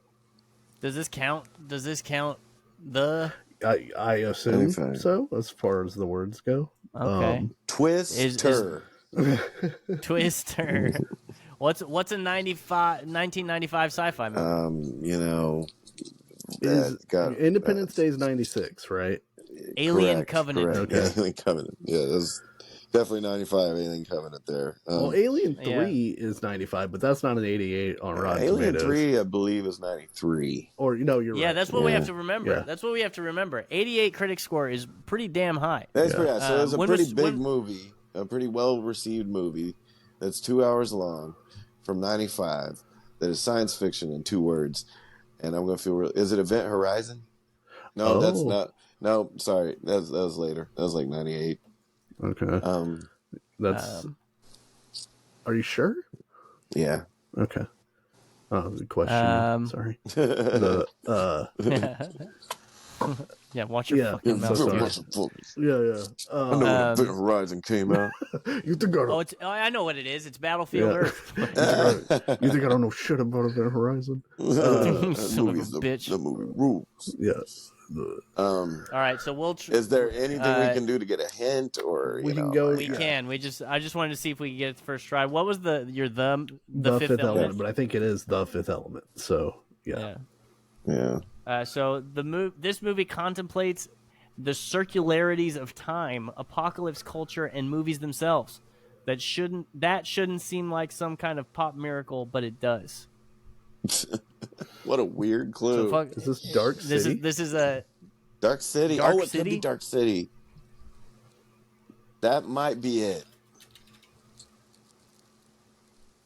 Man, was that bitch wrong? Gilliam seems to stick pretty intently to the script, but his visual 12 genius monkeys. comes 12 through goddamn repeatedly. 12 monkeys. He is also perhaps one of the best filmmakers at creating dreamscapes, which threaten to crack apart, become sentient, and then turn murderous. Not 1, You know, 2, 3, 4, 5, 6, 7, 8, 9, 10, or 11. It's 12 goddamn. It's monkeys. 12 monkeys. I watched this movie the first night I got busy. Oh, Hell what a yeah, weird dude. movie for. Yeah. It is 12 monkeys. That was a weird movie to be the prep. That's a hell of a movie, but you're definitely not able to follow the plot. Yeah. You're gonna have to. You're gonna have to do a second viewing. Definitely. Hopefully, I don't think I ever watched it again. Your Blockbuster rental. You're gonna return it late to Blockbuster. Couldn't get it. Couldn't get it in the first rental period. Back in 95, it was 12 monkeys and shit. Yeah, That's right. That's what it was. yeah. Maybe you want to come watch this dystopian thriller about the future, directed by weirdo Terry Gilliam. It's gonna turn you on. Yeah, you've seen Time Bandits, right, baby? Come on. You know, I'm gonna protest here because technically that's not 2 words. That's a number in a word. Yeah. Yeah, sons of bitches. I'm gonna write them 1,726 words. Get our $200 something. Yeah. They'll send me $218. They'll send you the $218 and 12 monkeys. You'll have 12 helper monkeys in your hand. This is not what I asked for. I can't wait to eat those monkeys. For a couple of years, my friends and I, we talked about doing a thing for no reason really. Where on like the night before Halloween, we'd watch Event Horizon. We just call it the Event Horizon event, and just every October 30th. Because one year we did just randomly watch Event Horizon, and we were like, what if we took all next year to just build up to the next time we watch Event Horizon? I saw that in the theater, and I was the only person in the theater, and it was a dark, stormy day. And, like, seriously, when I came out of the theater into the hallways to leave, like, I felt like I was still on that fucking ship. I was like, it was truly that and the Final Destination. I saw Final Destination also on a dark and gloomy day, and only person in the theater. And it really, really took me places. And then, like, when I went outside, I was, like, afraid to start my car. I was just like, oh, my God. Did I ever get off a plane that exploded? Yeah. Am I next on this? Yeah. So that's the best thing about the Final Destination movies, because they're easy to make fun of because they got really hokey towards the end and stuff like that. They were hokey at the beginning, but it's like they figured out how to make a movie about how scary it is that death can be seemingly so random. Right. Like, just the perfect things fall together and you're gone. Right. And it's hard to write a movie about that happening to a bunch of people without writing this story about how death is out to get them and stuff. So it's really brilliant. But those movies are fantastic. It just reminded me. Death is the Jaws shark from Jaws 4. It's coming to get you if it misses you the first time around. Death's taking a vacation to the Bahamas. I had a buddy, his name was, and I'll give him a shout out because he's dead, Adam Schroyer, who I went to school with. He got some kind of inebriated and was driving his car, and he hit a tree, and he got ejected. I think he might have had his window down because he didn't go through the windshield because he wanted. I think he went out his window. He wasn't wearing a seatbelt. I think the car rolled and he just went flying out the window. Jesus. And he landed face down in a small puddle, and it knocked him out. And literally, the only actual thing wrong with him was a broken pinky. And other than that, he just drowned in a small puddle because he wasn't awake to, get himself out of it. Jesus, I didn't realize he died. I was laughing. No, he totally died, drowned in a small puddle. Like, if he would have landed anywhere else, he would have been totally fine, woke up and been fine. But he landed face down in a very small puddle. Yeah. Did you guys see this video recently? There's a guy driving an FJ Cruiser on the beach in some Middle Eastern country, and he starts to try to get a little bit wild. This guy's fine, by the way, just so you know, before you watch this. So the car spins, and then he flips. That's what happened to him right there, yeah. He just gets chucked out of the tree, and he gets up and walks away. Dude, he's on the ocean, like where the water meets the sand, and he starts. So everybody listening, he starts to lose control. I'm gonna play it one more time. If you watch the YouTube, you'll get to see it. He's flipping back and forth, and then he finally loses control. This car flips, and he just flies out of the car. Dude, what do you do with the rest of your day after that? This little jump he does, where he's like, "Whoa!" Like, watch. Right when he hits the water, he jumps. Whoa! Yeah. Well, what's the rest of your day? You're like, well, I guess I'll go get a falafel now. You have to tell all your friends about it. That's so. No, I run over to that person and say, "Did you get that?" Someone please tell me you recorded that. Andrew, I know you've hit the wrap up, and I'm so sorry. I have hit the wrap up, yes, but I need to ask Jacob. Beetlejuice 2. Where are you, Jacob? Oh man, kind of excited. Okay. No CGI. That is, Tim Burton has said this is all practical. Back to basics. No CGI. As long as the story's good, I see no problem with this. does Beetlejuice 2 get you back to the movie theater? Oh yeah. Okay. Yeah. I can't think of, like, we went and saw Ghostbusters, Afterlife, and so no, Frozen yeah, Empire. like, That's the one you're talking about. oh, sorry, yes, Frozen Empire. And so basically, yeah, anything like that will get me there, because like stuff like that I don't want to miss, and genre stuff, like, and sequels to stuff that I love. The Crow, I'll go see that. Even though I'm not sure what to think about it. I was gonna say, what you think about The Crow? Well, I think more like the no. I think, you know what I think? I think if it was The Crow 5 with a new character, just like they kept doing, but it was like well made and a big budget, I think that was awesome. But the fact that this is Eric Draven and Shelley Webster, and they're kind of redoing that, I don't feel like they're gonna have to make a hell of a movie to fucking even make an Eric Draven movie that's better at all. That's not going to make me think of that first movie. Yeah. How are you going to make me forget about that Eric Draven and care about this Eric Draven is my question. It looks like John Wick with The Crow. It does. Which, and like, again, if they didn't call it The Crow, I'd be super into that. I don't, whatever. And again, I'm a hypocrite. Of course I'm going to go see it. Why would I not go see it? But The Crow was completely underserved as a movie, as a franchise, because it's so evergreen. Because every movie you can have a different character. Yeah, I mean the comics and the books, like, they have a female crow. Yeah, they have all kinds of stuff, and like they really tried so many different things. And sadly, the movies were completely underserved and just devolved. And talk about, like, same as the Jaws movies, like. First movie's fantastic.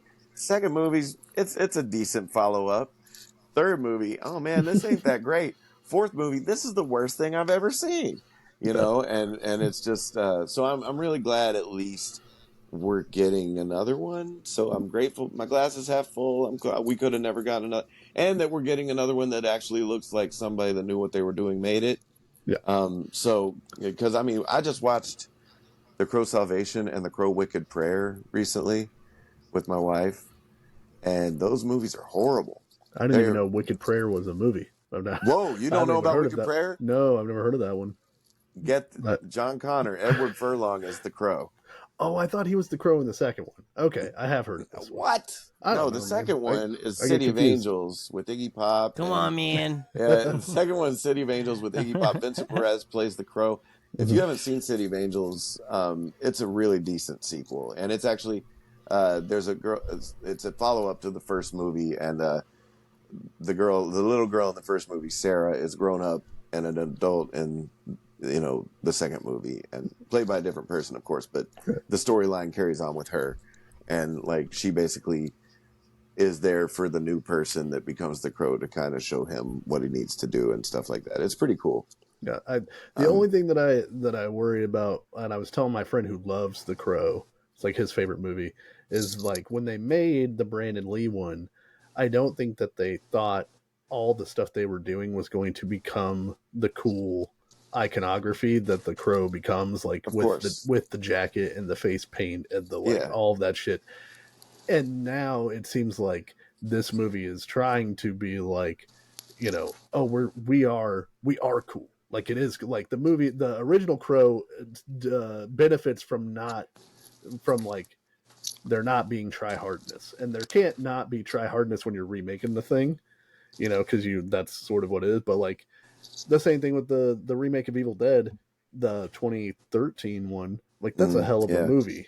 If it's not called The Evil Dead, but they were like, check out how edgy and cool our Evil Dead movie is. You thought the old Evil Dead was like some shit. Here's this.